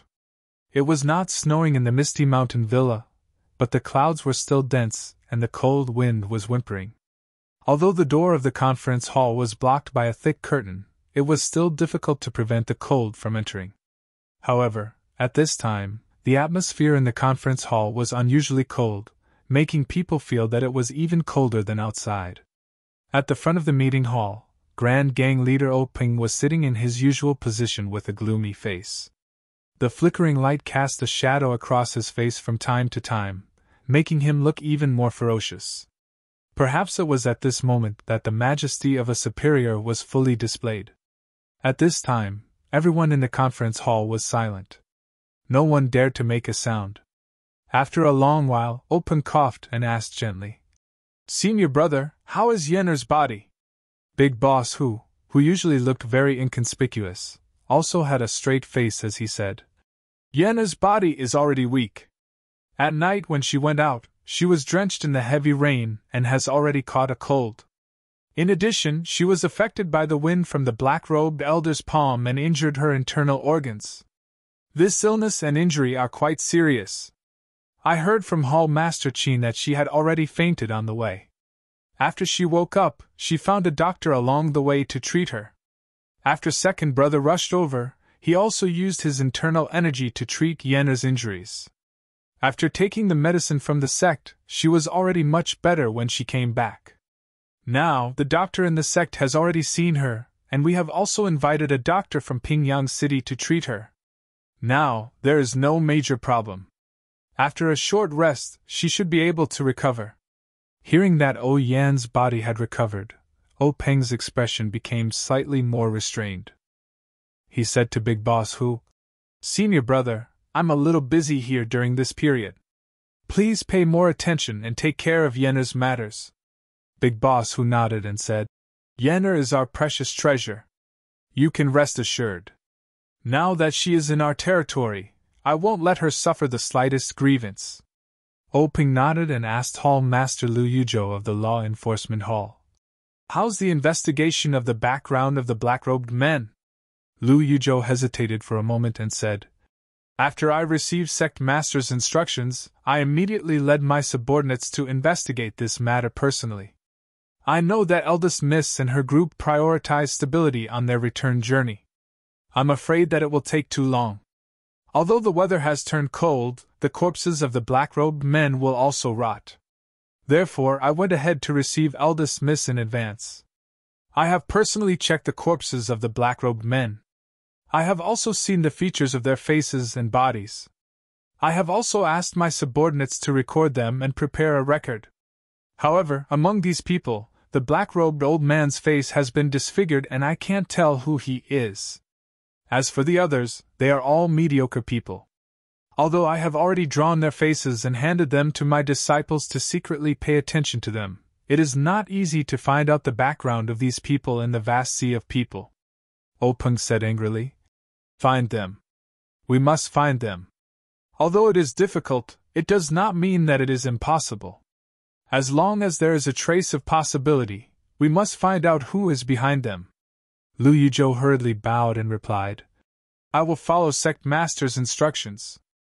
Ping calmed his emotions and then asked, "Are there any other clues?"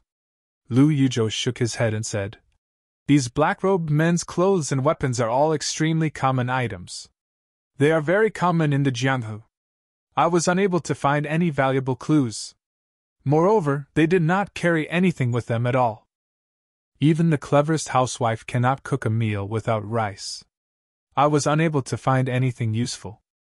Ping snorted through his nose and said, "Don't tell me you have no clue at all." Lu Yuzhou said in a low voice, "Your subordinate is incompetent. For the time being, I was unable to find any other clues."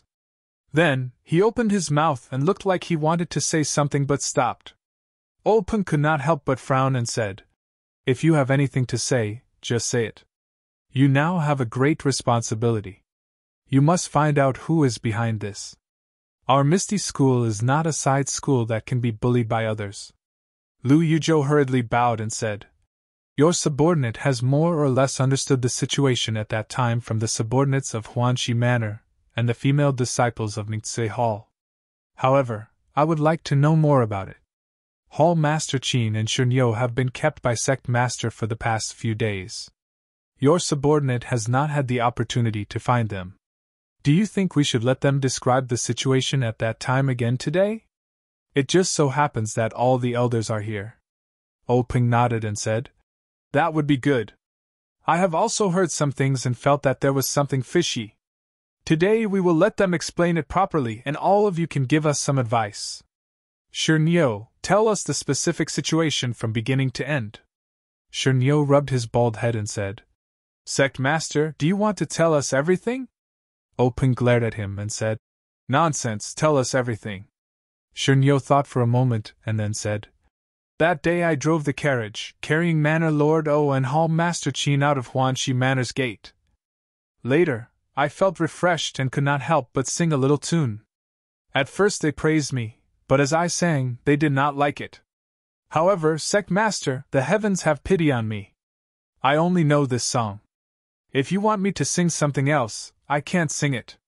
Everyone listened and looked at each other in dismay. What was this? Lu Qingyang almost spat out the wine in her mouth.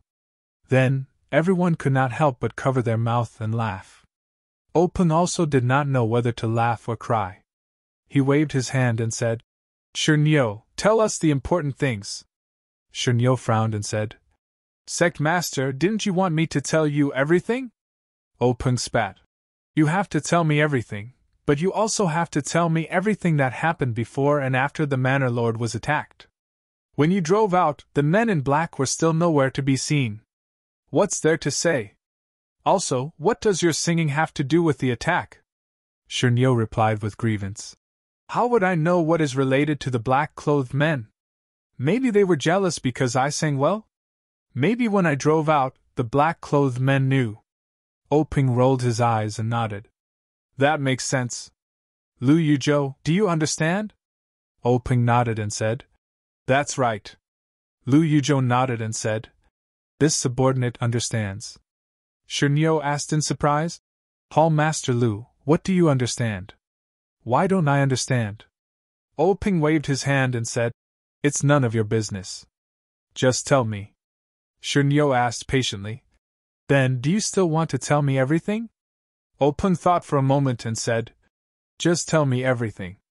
Shunyo asked again, "Do you really want to tell me everything?" Ping said angrily, "Just tell me. Don't talk so much nonsense. Even if you go to the toilet, you still have to tell me." Shunyo's face turned red. He hesitated and said, This need not be said." Ping gritted his teeth and was about to go berserk. Shunyo saw this and hurriedly told the truth. Although Shunyo was a careless and impetuous man, he talked about the things that happened along the way in detail. He spoke slowly and seemed to be very serious. When he said that every place along the way, there was a youth called Zhang Xiaohua who went out to find a place to practice martial arts, Ping couldn't help but frown. He looked suspiciously at Aunt Qin and said, "This youth called Zhang Xiaohua, why does his name sound so familiar?" Before Ping's voice fell, Lu Yuzhou immediately stood up and said anxiously, "Hall Master Qin, this youth goes out every day. Didn't you follow him? It's very likely that he's a mole for the black-clothed men. Where is this person now? I have to catch him and interrogate him. Shunyo, who was talking heartily, naturally didn't dare to say anything after being interrupted by Openg.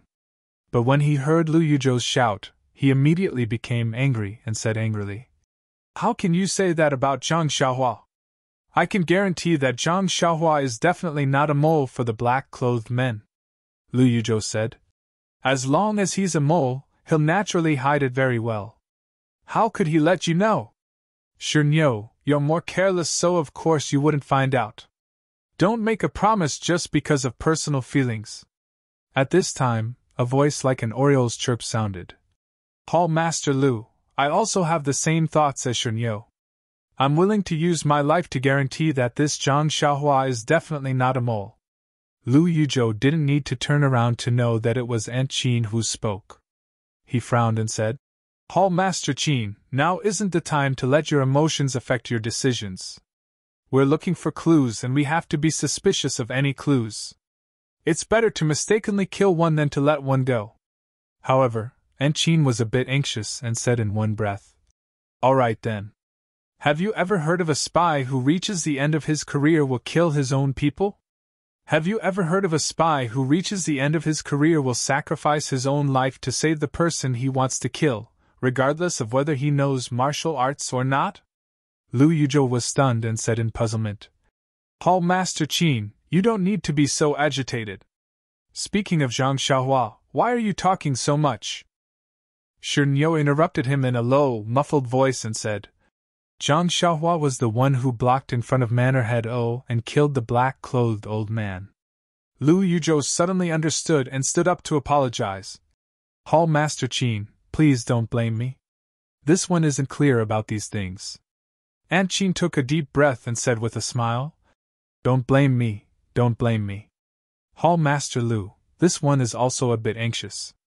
Actually, when Zhang Xiaohua went out to practice his fist techniques, I also sent people to check on him. He was indeed practicing some messy fist techniques. I think he was afraid of being laughed at. I also asked He Tianshu of the medicine hall about this." Openg heard this and also understood. He smiled and said, "Ah, that's right. I also remember this name when Yenna came back. She said that he saved her life. It seems that he was injured by the black-clothed man and fell into the water. I don't know if he's been found yet." Boss Hu continued, "He hasn't been found yet. I've already sent people to contact related forces to help find him." Then, he hesitated for a moment and said, "However, we've already searched a few dozen miles downstream. There's no sign of him alive or dead. It's been almost a month. There's probably no hope of finding him anymore. There's an 80 to 90% chance that he was killed on the spot by the black-clothed old man. His corpse has already sunk into the river to feed the fish and turtles." Openg nodded and said, No matter what, he saved Yenna's life. We have to compensate him well." Boss Hu agreed and said, "It's the new year now. The sect is busy. It's not easy to inform him of this kind of thing now. Moreover, he has an older brother who is an armed escort at the Lotus Escort Agency. He's currently on a long escort mission. We'll talk about it when he comes back." Openg nodded silently and then motioned for Stone Ox to continue. Stone Ox understood and glared fiercely at Lu Yuzhou. He continued with what he had just said and recounted everything that had happened along the way. After listening to Stone Ox, Boss Hu spoke first and said, "The previous robberies should be consistent with our initial speculation. It's to test our power. Hall Master Qin is a famous figure in Jianghu. He must be clear about the details of his martial arts.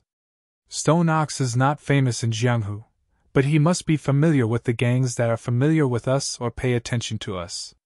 The second competition and Stone Ox's competition on the rainy night are obviously two different situations. I guess they didn't expect He Tianshu from the pharmacy hall. Although this young man's martial arts are not the best, he's an obstacle for them. They can't firmly suppress us with their strength, so they didn't really make a move during the robbery." Openg continued Boss Hu's words and said, "So, they hurriedly found this black-clothed old man with excellent martial arts, and made a foolproof arrangement. They let people with similar martial arts to Hall Master Qin stall Stone Ox and the others, and then let the black-clothed old man capture or kill Yenner. Haha, good plan, good strategy. Boss Hu also smiled and said. However, they didn't expect that our disciples would see through the clues and send reinforcements to rescue them.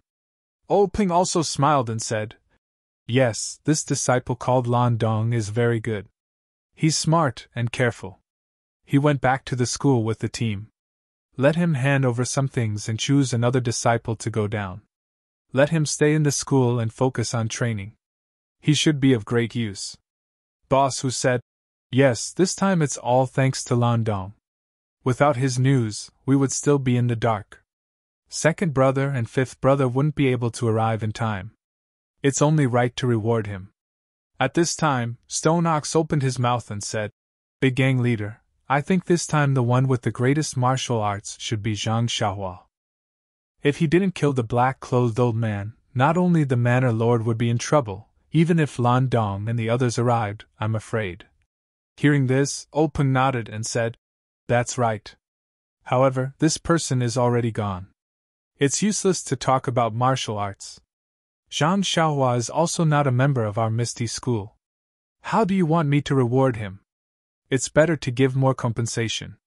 Stone Ox scratched his head and said, Anyway, as long as Big Gang Leader knows who has the most merit, I don't have any other opinions. Lu Yuzhou opened his mouth again and said, Gang Leader, from Stone Ox's description, I think it should be a gang that we're familiar with or a famous sect in Jianghu. We're familiar with their martial arts and manpower. Naturally, we can't use them. That's why we found people from other places who can't see the light of day to work for them. This is why we didn't have enough manpower during the night attack. Otherwise, with only Eldest Miss and the others, the black-clothed men wouldn't have used any tricks or strategies. Peng smiled and said, Hall Master Lu is right. Since you've explained it this way, you naturally have a plan. I'll leave the investigation to you. I hope you'll be able to find out the truth soon. Lu Yuzhou's face turned bitter and said, Okay, I'll do my best. Then, Peng looked at Stone Ox and Aunt Qin and said, Hall Master Qin, Stone Ox, you've worked hard before. However, you didn't analyze the situation on the way and there were flaws in your plans. Tell me, how should you be punished? Aunt Qin smiled bitterly and said, Gang leader is right. I've been careless. If I'd paid more attention, I would have found something fishy long ago. We wouldn't have ended up in an irreversible situation. I'm willing to accept my punishment.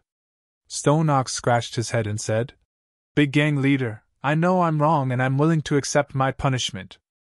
However, you can punish me however you want, but please don't punish me by not drinking. The last time I went out with Eldest Miss, I didn't dare to drink. If you don't let me have my fill now, I'll suffocate. Everyone laughed, and only then did the atmosphere in the meeting hall become lively. Peng smiled and said, The two of you have been following us the whole way. Even if you don't have merit, at least you've worked hard. However, our Misty School has always been fair in its rewards and punishments. We can't give you something to offset your merits. Go back to the disciplinary hall to receive your punishment. Aunt Qin and Stone Ox hurriedly bowed and said, Understood, gang leader. Then, Peng waved his hand and let Lu Yuzhou, Aunt Qin, and Stone Ox leave first. After they left, Peng said to Boss Hu, Eldest senior brother, the year is passing by quickly. In the blink of an eye, it's the 15th of the first month. Everything needs to be planned. 0. Chapter 133. Hu Lao laughed and said, Yes, tomorrow after tomorrow, year after year, as if this day last year was yesterday, vivid in my mind.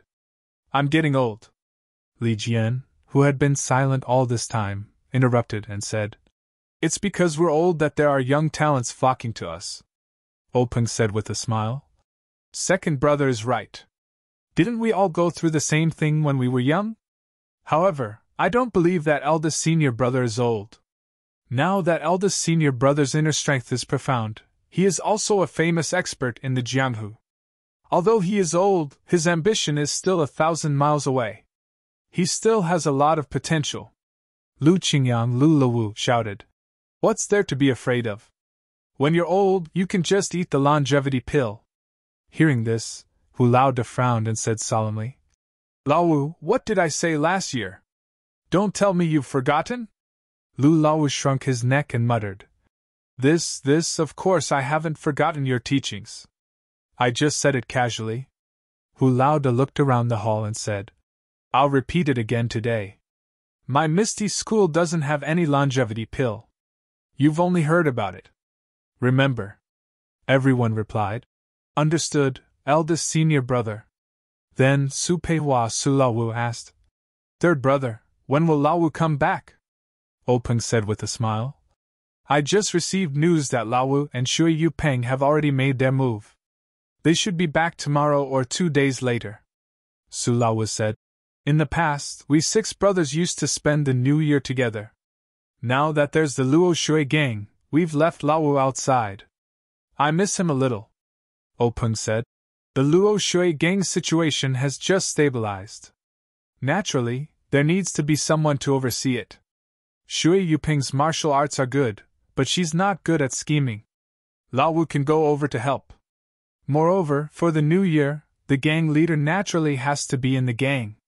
Since I'm not going to Luo Shui, Shui Yuping will have to be there. Anyway, they'll be back soon. Hu Lao laughed and said, Laowu is right. If you're the gang leader, you naturally have the responsibility of the gang leader. You have less time for yourself. However, third brother, even though it's still the new year, today's new year is very different from last year's. Openg and the others looked at Big Boss Hu with a smile, feeling proud in their hearts. Boss Hu continued, In the short span of a year, our Misty School's strength has increased by quite a bit. Our brothers' martial arts have also become outstanding. Not to mention, we have also joined forces with the Luo Shui gang, allowing our Misty School to develop both on land and on water. This is one good news after another. Old Fifth Lu suddenly interrupted. Sesame blossoms and grows higher and higher. Everyone was stunned for a moment before they smiled and said, Old Fifth's words are absolutely correct. Su Laowu was puzzled and asked, Fifth brother, when did you learn to drop your bag? Old Fifth Lu rolled his eyes and said, If I don't read, I can't listen. So that was how it was. Everyone was delighted. When everyone finished laughing, Openg continued Hu Lao Da's words and said, This is all thanks to the secret plane. Therefore, today, I asked you to stay behind to talk about the treasure hunt in the secret plane in a few days. Hearing this, Old Fifth Lu and Su Laowu did not speak. For this kind of discussion, they always only brought their ears and their mouths to drink. As for Li Jian, his face was still as calm as water. His eyes occasionally moved, but no one knew what he was thinking. Openg had already known about this situation. His words were directed at everyone, but his eyes were looking at Big Boss Hu. Big Boss Hu laughed and said, Third brother, what are your thoughts? Let's listen first. Fourth brother is not here now. When he comes back, you can have a good discussion with him.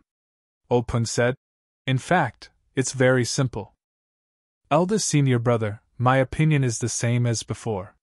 It's better for us to deal with the changes by sticking to the status quo. It's better for us to send an inconspicuous disciple. Big Boss Hu frowned and said, During this period of time, the strength of our Misty School has greatly increased. The strength of our elite disciples has also greatly increased. It will definitely fall into the eyes of some discerning people. It's inevitable that they will pay more attention to some of our actions.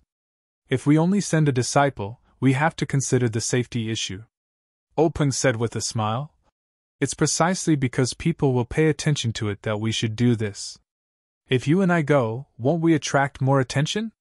It's better to send more disciples out and set up some smokescreens so that they can't figure out what we're going to do. In fact, I think that the secret plane may be known by others sooner or later. We can only hide it for as long as we can. We can take advantage of this time to get as much benefits as possible. Big Boss Hu asked again, So this time, we still let Yanming Jisher lead the operation? Peng said with a wry smile. There's no other way. He has been there twice and is familiar with it. Moreover, he is the only one among the four forces that doesn't attract the attention of Jianghu people. If we don't let him go, who else can we send? Big Boss Hu laughed and said, Yan Mingjusher is an honest and wonderful person with a good reputation. However, in front of the treasure, who won't be greedy? I hope he won't do anything stupid. Peng said, We choose him because he is the weakest among the four forces. Before he does anything, he will think it over. Big Boss Hu said, In that case, I have no objection. What about you? Big Boss Hu turned to look at the others. Lu Laowu and Su Laowu were sipping wine. When they heard the eldest senior brother's question, they had no time to swallow the wine and just nodded hurriedly. Li Laowu said, in a low voice to show his agreement. Seeing this, Big Boss Hu said with a smile, We have no objection. You go ahead and do it first. When Laosi comes back, we can discuss the specific details. By the way, it's better not to disclose this matter to Shui Yupeng. After all, we may know a person's face but not his heart. It can make us completely relieved. Peng said with a smile. Don't worry, eldest senior brother. The fewer people who know a secret, the more confidential it is. Big Boss Hu said, Well, this matter is settled. I'm relieved that you can do it. You can do it. The rest of the people also had the same look in their eyes and felt the same. Peng was speechless. He rubbed his nose with his fingers and smiled bitterly. Let's not talk about how Peng arranged the troops and arranged the disciples to release the smoke screen the next day. Let's talk about Zhang Xiaohua, who had been labeled as a glorious death. He had no idea that he had enjoyed the treatment of dying in the line of duty. He was just bored by the boring wait. It was snowing outside the cottage. It didn't stop until dawn. The sky also cleared up. The bright sunlight shone on the dozens of miles of frozen ground. Standing by the river, looking at the frozen jade belt and the snow-covered mountains, the golden sunlight hit one's face. The scene was extremely magnificent. If one appreciated such an artistic conception calmly, one might be able to comprehend something. Unfortunately, what the impatient Zhang Xiaohua wanted to see was not a static picture. What he wanted was a moving portrait of the people who came to find him. Unfortunately, in this desolate wilderness, whether there was snow or not, there were no signs of people. Now that the river was frozen, there were no boats. Zhang Xiaohua was annoyed. He picked up a stone and threw it at the layer of ice on the water. With a light kacha sound, the stone broke through the layer of ice and fell into the river. Then, with a plop sound, it disappeared without a trace. Zhang Xiaohua suddenly realized that the layer of ice was not thick. He had wanted to jump on it to play, but now that he thought about it, his forehead was sweating. After a while of fear, Zhang Xiaohua could no longer keep his empty mind. He hurried back to the cottage. Using his fingers and toes to count, he realized that he had left the team for more than a month. Until now, no one had come to find him. Perhaps he was too optimistic. Zhang Xiaohua laughed at himself. The entire team's mission was to protect Yan's safety. When they were attacked by the men in black, the first thing they thought about was how to protect Yan. How could they spare more people to find him? Thinking about this, Zhang Xiaohua, who felt neglected, could not help but feel angry. They were all humans. They were all born of humans. Why couldn't they treat them equally? If they were born of demons, he would not be so calculative with them. Also, he stood up and saved the village head. Why did they give him some love and care? Why didn't they come to find him and let him feel the warmth of the mountain? This guy had wronged the people in the village. Why didn't he think about how far he had drifted? How could they find him? However, the kind Zhang Xiaohua immediately turned that trace of grief into worry for Yan and Xiutong. She did not know if her two sisters would be able to escape safely. Perhaps it was because they were still in danger that they could not send people to find him. Look, he had already learned to find excuses for others. What a kind country boy! Thinking about this, Zhang Xiaohua did not want to wait here for nothing. Thinking about the days, it should be the new year now. The desire to sit around the stove with his family immediately turned into motivation to move forward. Zhang Xiaohua quickly walked back to the cottage. After tidying up a little, he prepared to get up. When it came to packing, all he had to do was find a handy walking stick. Zhang Xiaohua had drifted along with the crowd and had nothing on him except for the small sword in his hand. Now that he was leaving, all he had was a money pouch he had picked up. Of course, the most important thing in the money pouch was money. If not for the slippery ground after the snow, Zhang Xiaohua probably wouldn't have even bothered to pick up the walking stick. Zhang Xiaohua carefully closed the wooden door of the cottage. Looking around the place where she had lived for more than a month, she was reluctant to leave. Naturally, the kind-looking Shirtai and the cold, arrogant but pitiful Miss Xiaoming appeared in her mind. She did not know how they were doing now. In the vast sea of people, she did not know where they were. Perhaps she would never see them again in this life. Zhang Xiaohua shook her head. Her left hand touched the little toy that already had an owner. She smiled bitterly and turned to walk out of the small yard. On the left side of the cottage, there was a small path along the river. Before it snowed, Zhang Xiaohua could still see it clearly. Now, there was no trace of it. Zhang Xiaohua could not clear all the snow on the path. Therefore, she could only walk along the river and stagger. When Shirtai left, he had explained the way out very clearly. Zhang Xiaohua also remembered it clearly. Unfortunately, they had only told her the path without snow. After the snow, the world was white. There were no signs, no directions. Zhang Xiaohua regretted it. What should she do? Did she have to go back to the cottage and wait until the snow melted again? However, it was already winter. If she wanted to wait until the snow melted, wouldn't it be better to wait until spring came? Thinking of sitting alone in the cottage, Zhang Xiaohua felt a headache coming on. She immediately dismissed the idea of going back and continued walking along the river. The path did not always follow the river. When she reached a certain place, Zhang Xiaohua estimated and immediately turned in another direction. After walking for a while, she saw a forest. Zhang Xiaohua was secretly happy. This was exactly what Shirtai had described. She must have gone the right way. Therefore, she identified the direction and plunged in. However, once she entered the forest, Zhang Xiaohua could not help but complain. The snow in the forest was not less than outside at all. There was also a lot of withered grass and dry branches. It was very inconvenient to walk. Even if there was no snow, it was still very difficult to walk.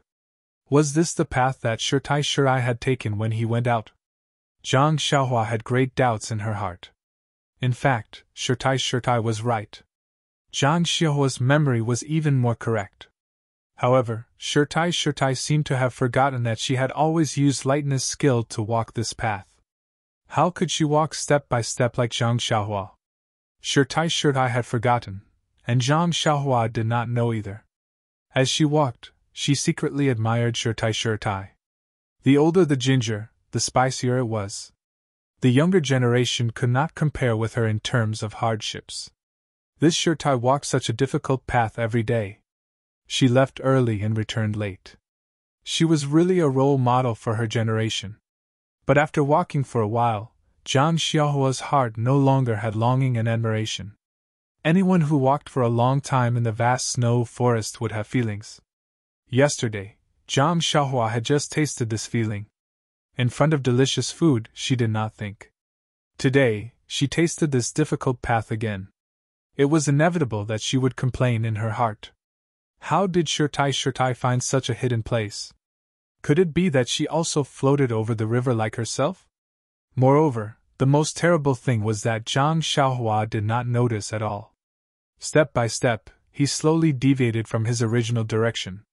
When he finally walked out of the dense forest and looked up, he was surprised to find that in front of him was not the small hill that Shirtai had mentioned, but a flat field. Zhang Xiaohua was immediately dumbfounded.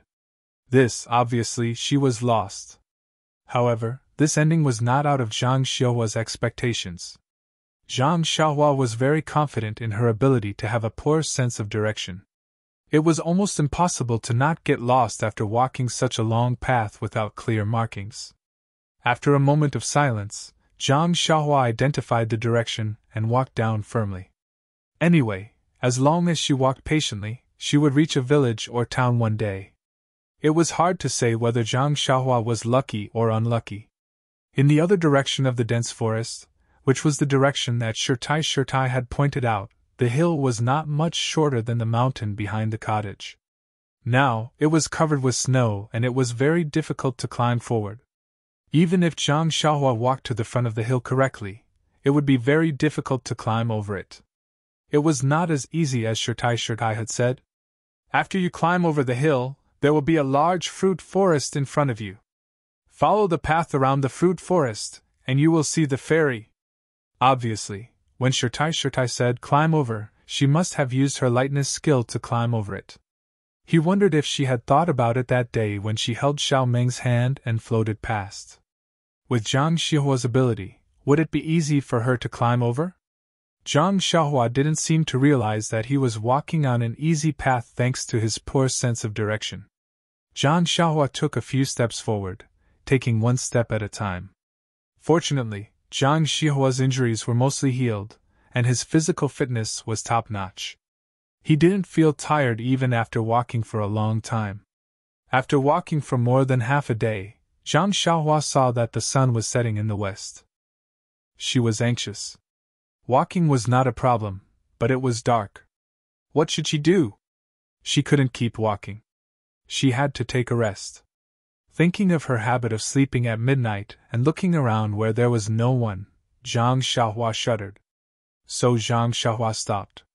Facing the setting sun, she shaded her eyes with her hands and looked into the distance. It seemed that there was a faint mountain range over there. Maybe she could find a cave to stay in there. After making up her mind, Zhang Xiaohua put away her walking stick, took a deep breath, and ran towards the mountain range. With the arrival of dusk, Zhang Xiaohua ran faster. Seeing the mountain range getting closer and closer, her heart became more and more at ease. When she ran closer, there was only a touch of sunset light left on the horizon. Even if Zhang Xiaohua's body was good, she was tired and panting at this time. The slope of the mountain range was gentle, so it was easy to climb. So while she could still see clearly, Zhang Xiaohua climbed while looking for a cave. But the mountain was getting higher and higher. Zhang Xiaohua's heart became colder and colder. The sky was about to turn dark, but she still couldn't find a place to stay. At this time, Zhang Xiaohua had climbed to a high place. Looking up, she couldn't help but be overjoyed. In the distance, there was a shadow of a dark area. It was obviously higher than the side. Zhang Xiaohua quickened his pace and walked closer. The stone in her heart finally fell. If it wasn't an abandoned house, then what was it? Zhang Xiaohua walked closer and took out a match. She lit it and saw that it was a dilapidated mountain temple. Half of the plaque in front of the door had fallen and was hanging there at an angle. She could vaguely see the big words on it. Mountain God Temple. Zhang Xiaohua was stunned. How could there be such a temple in the wilderness? But it was also good. Today, it helped Zhang Xiaohua. At least she wouldn't have to sleep in the wilderness. Therefore, Zhang Xiaohua lit a match and looked around the mountain god temple briefly. Then, he picked up some dried branches around the temple and started a raging bonfire in the temple's hall. After a tiring day, Zhang Xiaohua leaned against the warm fire and ate some dry rations that she brought with her. She immediately felt refreshed. Then, Zhang Xiaohua gathered her thoughts and got into a fighting stance. In this spacious mountain god temple, she practiced the Fist of the North Star 9 times. When the cool energy flowed through her body, Zhang Xiaohua stretched her arms and legs comfortably. These days were really comfortable.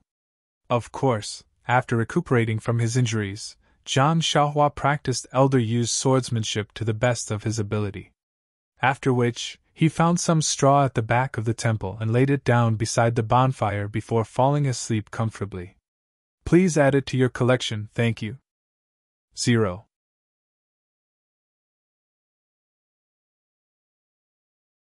Chapter 134. The night was boundless and a half moon hung in the sky. The white snow reflected a weak white light. In the quiet wilderness, a black dot like a bullet suddenly appeared in the distance, and quickly shot towards the snow-covered mountains. That black dot from time to time swept past the branches that stretched into the night sky and stepped on the thick snow without touching the ground. The branches swayed slightly, but the snow did not fall. The snow that was stepped on only left a slight trace. Obviously, this was a very high level of Qigong. It turned out that this was a night walker dressed in black. The black-clothed man's speed was very fast. Not long after, he had reached the bottom of the mountain. The black-clothed man stopped at the bottom of the mountain and then shot up the mountain. His speed was not much slower than when he was on the plains. Not long after, he came to a flat place. He looked around and ran towards a dark place. When he got close, the dark thing showed its outline. Wasn't it the mountain temple where Zhang Xiaohua stayed at night? At this time, the black-clothed man suddenly stopped. He took out something from his arms and slowly walked to the door. He stuck his head out and stared at Zhang Xiaohua, who was sleeping next to a bonfire that was about to extinguish. After listening for a while, he walked in with heavy footsteps. When he entered the temple, under the weak light of the fire, the black dagger in the black-clothed man's hand emitted a cold aura. The black-clothed man saw the young boy lying next to the bonfire and was slightly relieved. But his hand was still holding the dagger. He walked a few steps into the temple and picked up a small stone from the ground. He threw it at Zhang Xiaohua. The stone hit Zhang Xiaohua's hand. It was very light. Zhang Xiaohua was sleeping soundly at this time. How could he feel it? However, it was precisely his lack of feeling and reaction that made the black-clothed man very surprised. He carefully stepped forward and tried to kick Zhang Xiaohua, but he still did not move like a dead pig.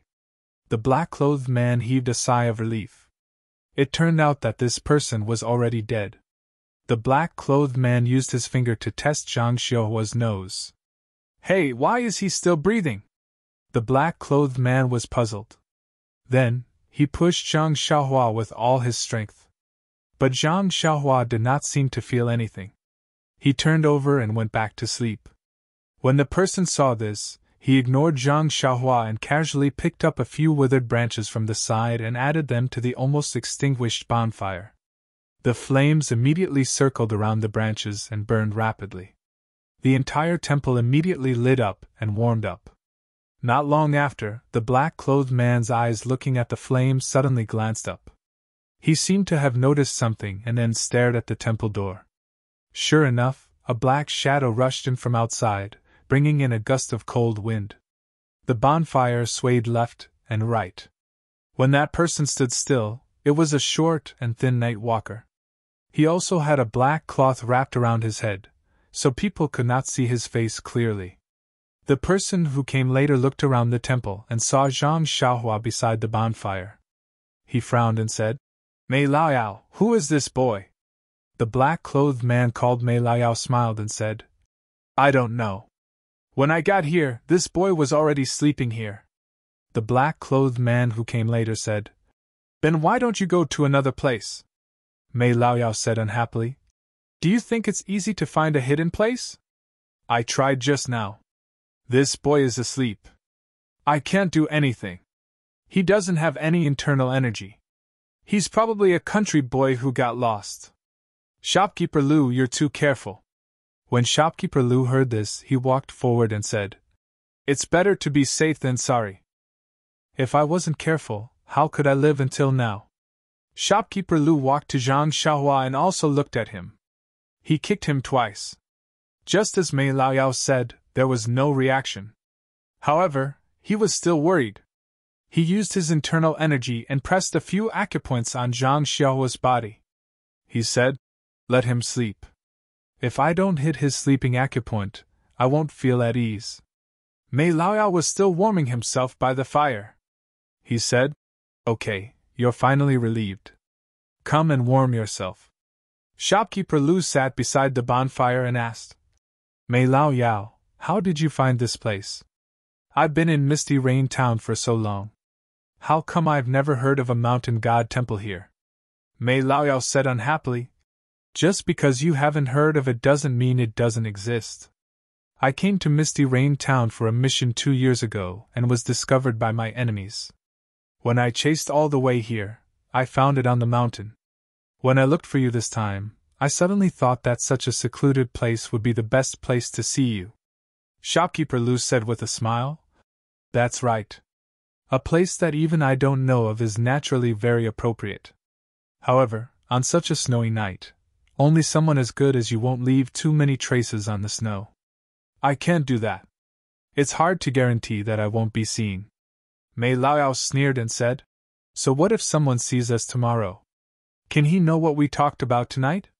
Can he find your shop? Shopkeeper Lu said with a smile. You're right, little brother. I'm being overly cautious. Mei Laoyao said, There's no right or wrong. Once you enter the Jianghu, you can't help yourself. There's a bloody disaster at any time. It's normal to be careful. Oh, okay, let's cut the small talk. What's wrong with the Tan family? Shopkeeper Lu immediately stopped smiling and said, The Tan family is managed like a family. I've sent spies to infiltrate them several times, but they all failed. In order not to alert the enemy, I didn't dare to try again. Now, as a jade shopkeeper, I have some connections with their third young master. Mei Laoyao didn't say anything. Seeing this, Shopkeeper Lu didn't know whether the other was happy or sad. He said with a smile, I know this is far from the requirements of the organization, but I do have some difficulties. You see, I've made friends with some low-level disciples. They can't get close to the core of the Tan family, and they can't find out anything useful. As for the core disciples, not to mention their eldest young master and second young master, who are all outstanding talents and extremely shrewd, even disciples like Tanwen and Tanwu, who are slightly from the side branches, have received strict training since they were young. They are strict with themselves in all aspects. It's very difficult to cater to their preferences. Mei Laoyao frowned and said, This is the truth. The organization also knows this. Didn't they let you come here because they liked your specialty? That's why they gave you this tough nut to crack. You have to display the spirit of not being afraid of hardship and not being tired. Bring out the spirit you used to be good at fighting battles. Strive to put a Kongming lantern in this difficult place. Shopkeeper Lu was stunned and said, This? Brother Mei, what is a Kongming lantern? Mei Laoyao smiled and said, Brother Lu, you're just a country bumpkin. A Kongming lantern is a lantern that can be placed in the sky.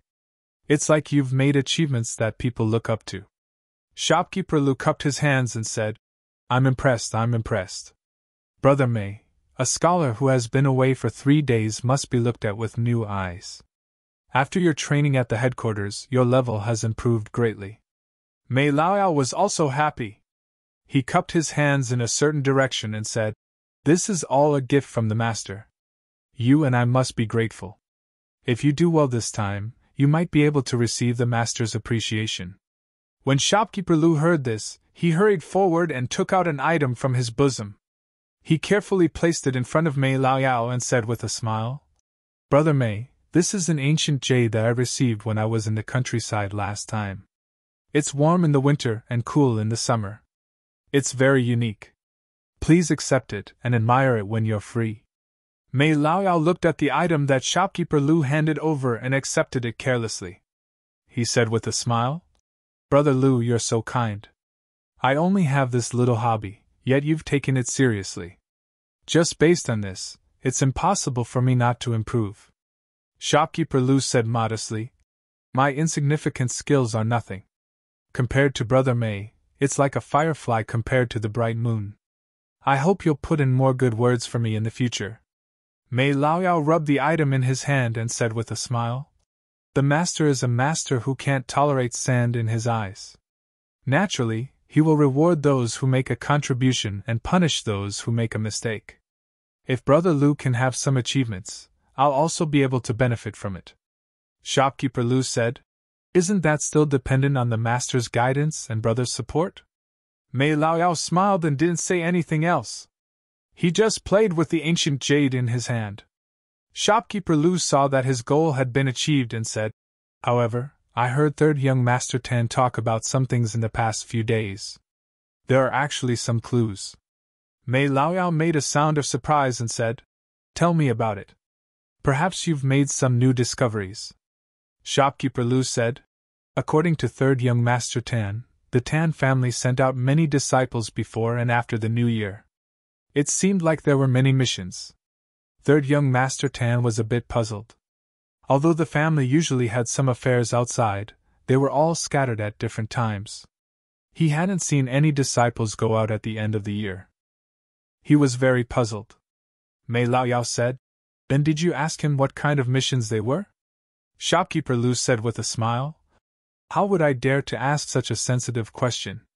However, listening to his vague meaning, he also didn't know. Moreover, when he asked the family head, he was reprimanded. If he hadn't been reprimanded, he wouldn't necessarily have told me.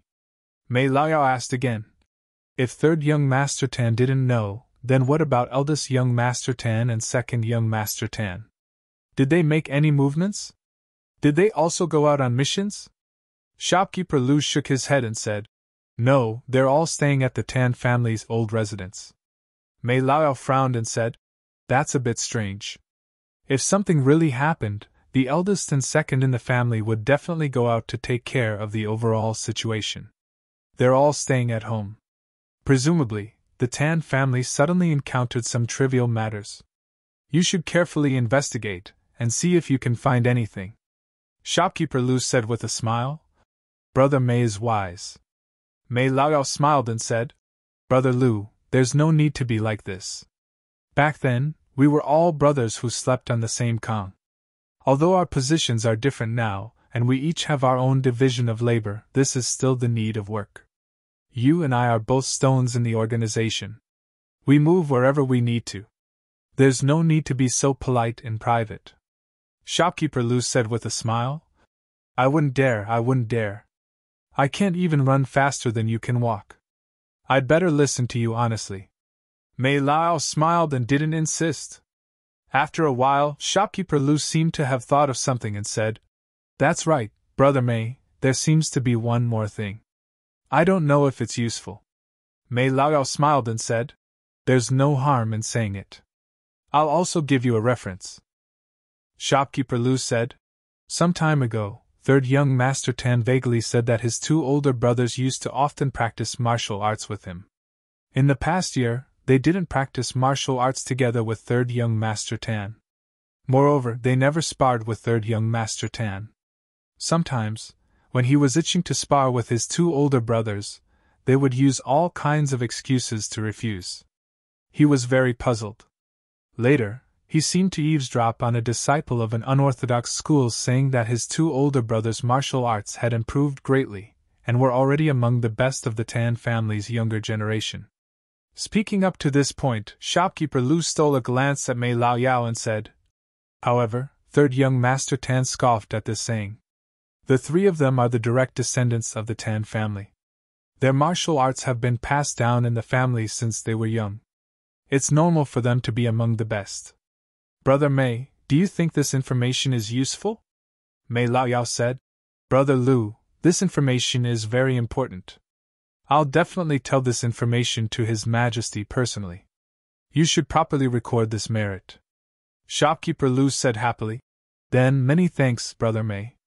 However, he immediately felt somewhat puzzled and asked, "Brother Mei, please understand the Meis. This humble one doesn't feel anything unusual about this information." Mei Laoyao said with a smile, Brother Lu, this is the difference between the central and local governments. The asymmetry of information naturally means that the estimation of information is different. I'll tell you the truth. Do you know why you were specially transferred to this Tan family village from another place last year?" Shopkeeper Lu shook his head blankly. Mei Laoyao said in a low voice, "His Majesty has an old friend who isn't very close to him. In the past, he had quite a bit of conflict with Tan Yefeng. However, that Tan Yefeng's martial arts were quite different from his, so Tan Yefeng had always endured and didn't make a move. Who knew that at the beginning of last year, His Majesty received news that Tan Yefeng had fought his old friend and was actually killed by Tan Yefeng under shadowless feet. His Majesty was very astonished. How did Tan Yefeng's martial arts improve so much? That's why this brother found an opportunity to transfer Brother Lu here. Shopkeeper Lu suddenly understood. Mei Laoyao continued in a low voice. This matter belongs to the level of confidentiality.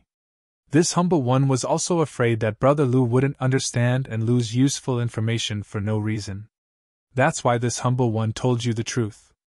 I hope that Brother Lu can keep this a secret and pay more attention to this in the future. If you get credit, won't this humble one also be able to recommend you for merit? Shopkeeper Lu hurriedly bowed and said, I understand, Brother Mei. Now that I have a general direction, I won't fish in troubled waters. I believe that with third young Master Tan as a breakthrough point, I definitely won't disappoint His Majesty's expectations and Brother Mei's recommendation. Mei Laoyao also nodded. The two of them talked a little more. When the sky was a little brighter, they went down the mountain separately. The two of them were discussing such confidential matters in a temple in the wilderness, but they only hit Zhang Xiaohua's sleeping acupoint and treated him as a dead object. They didn't avoid him at all. Moreover, when they left, they didn't do the shady business of cutting the weeds and eliminating the roots. They just patted their butts and left. In fact, that wasn't the case. The man in black who came first, Mei Laoyao, didn't intend to let Zhang Xiaohua live until the morning. Therefore, he didn't look at Zhang Xiaohua's face at all. He was just a little boy who was lost. When he left, he casually hit his dead acupoint.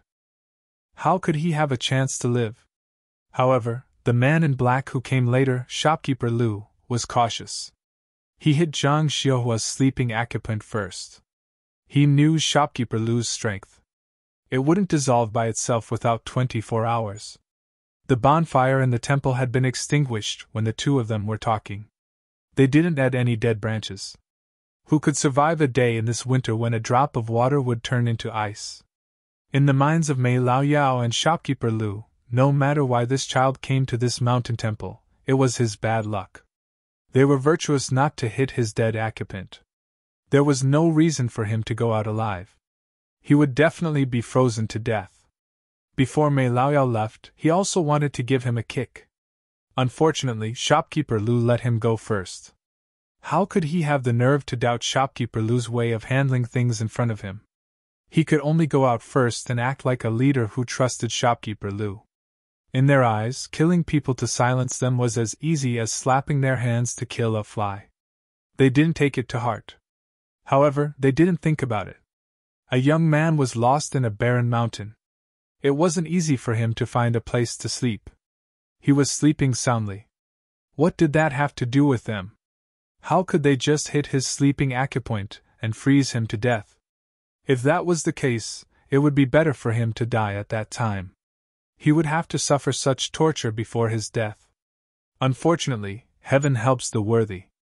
After the two people left for a long time, the sky gradually brightened. A ray of sunlight flashed across the mountain temple. Zhang Xiaohua, whose sleeping acupoint had been hit, suddenly opened her eyes. As usual, a ball of light flashed in her eyes. She stretched her body and sat up. She looked around and saw the ashes of the bonfire that had lost its heat. Only then did she remember what happened last night. She stretched herself and secretly rejoiced. If she didn't have this temple, she didn't know how to get through the long night. After wiping her face with the snow outside, Zhang Xiaohua pulled herself together and started practicing her fist and sword techniques. She only stopped when her body was completely comfortable. She ate some dry rations and prepared to go down the mountain to find a town. But when she left the mountain temple and looked at the snowy mountains, Zhang Xiaohua frowned. The Shirtai was really harmful. What kind of secluded place was this? She had walked for an entire day before arriving at this mountain range. How should she proceed from here? Just as she was hesitating and cursing in frustration, Zhang Xiaohua's eyes suddenly lit up. She could see a few rows of footprints in front of the steps of the mountain temple.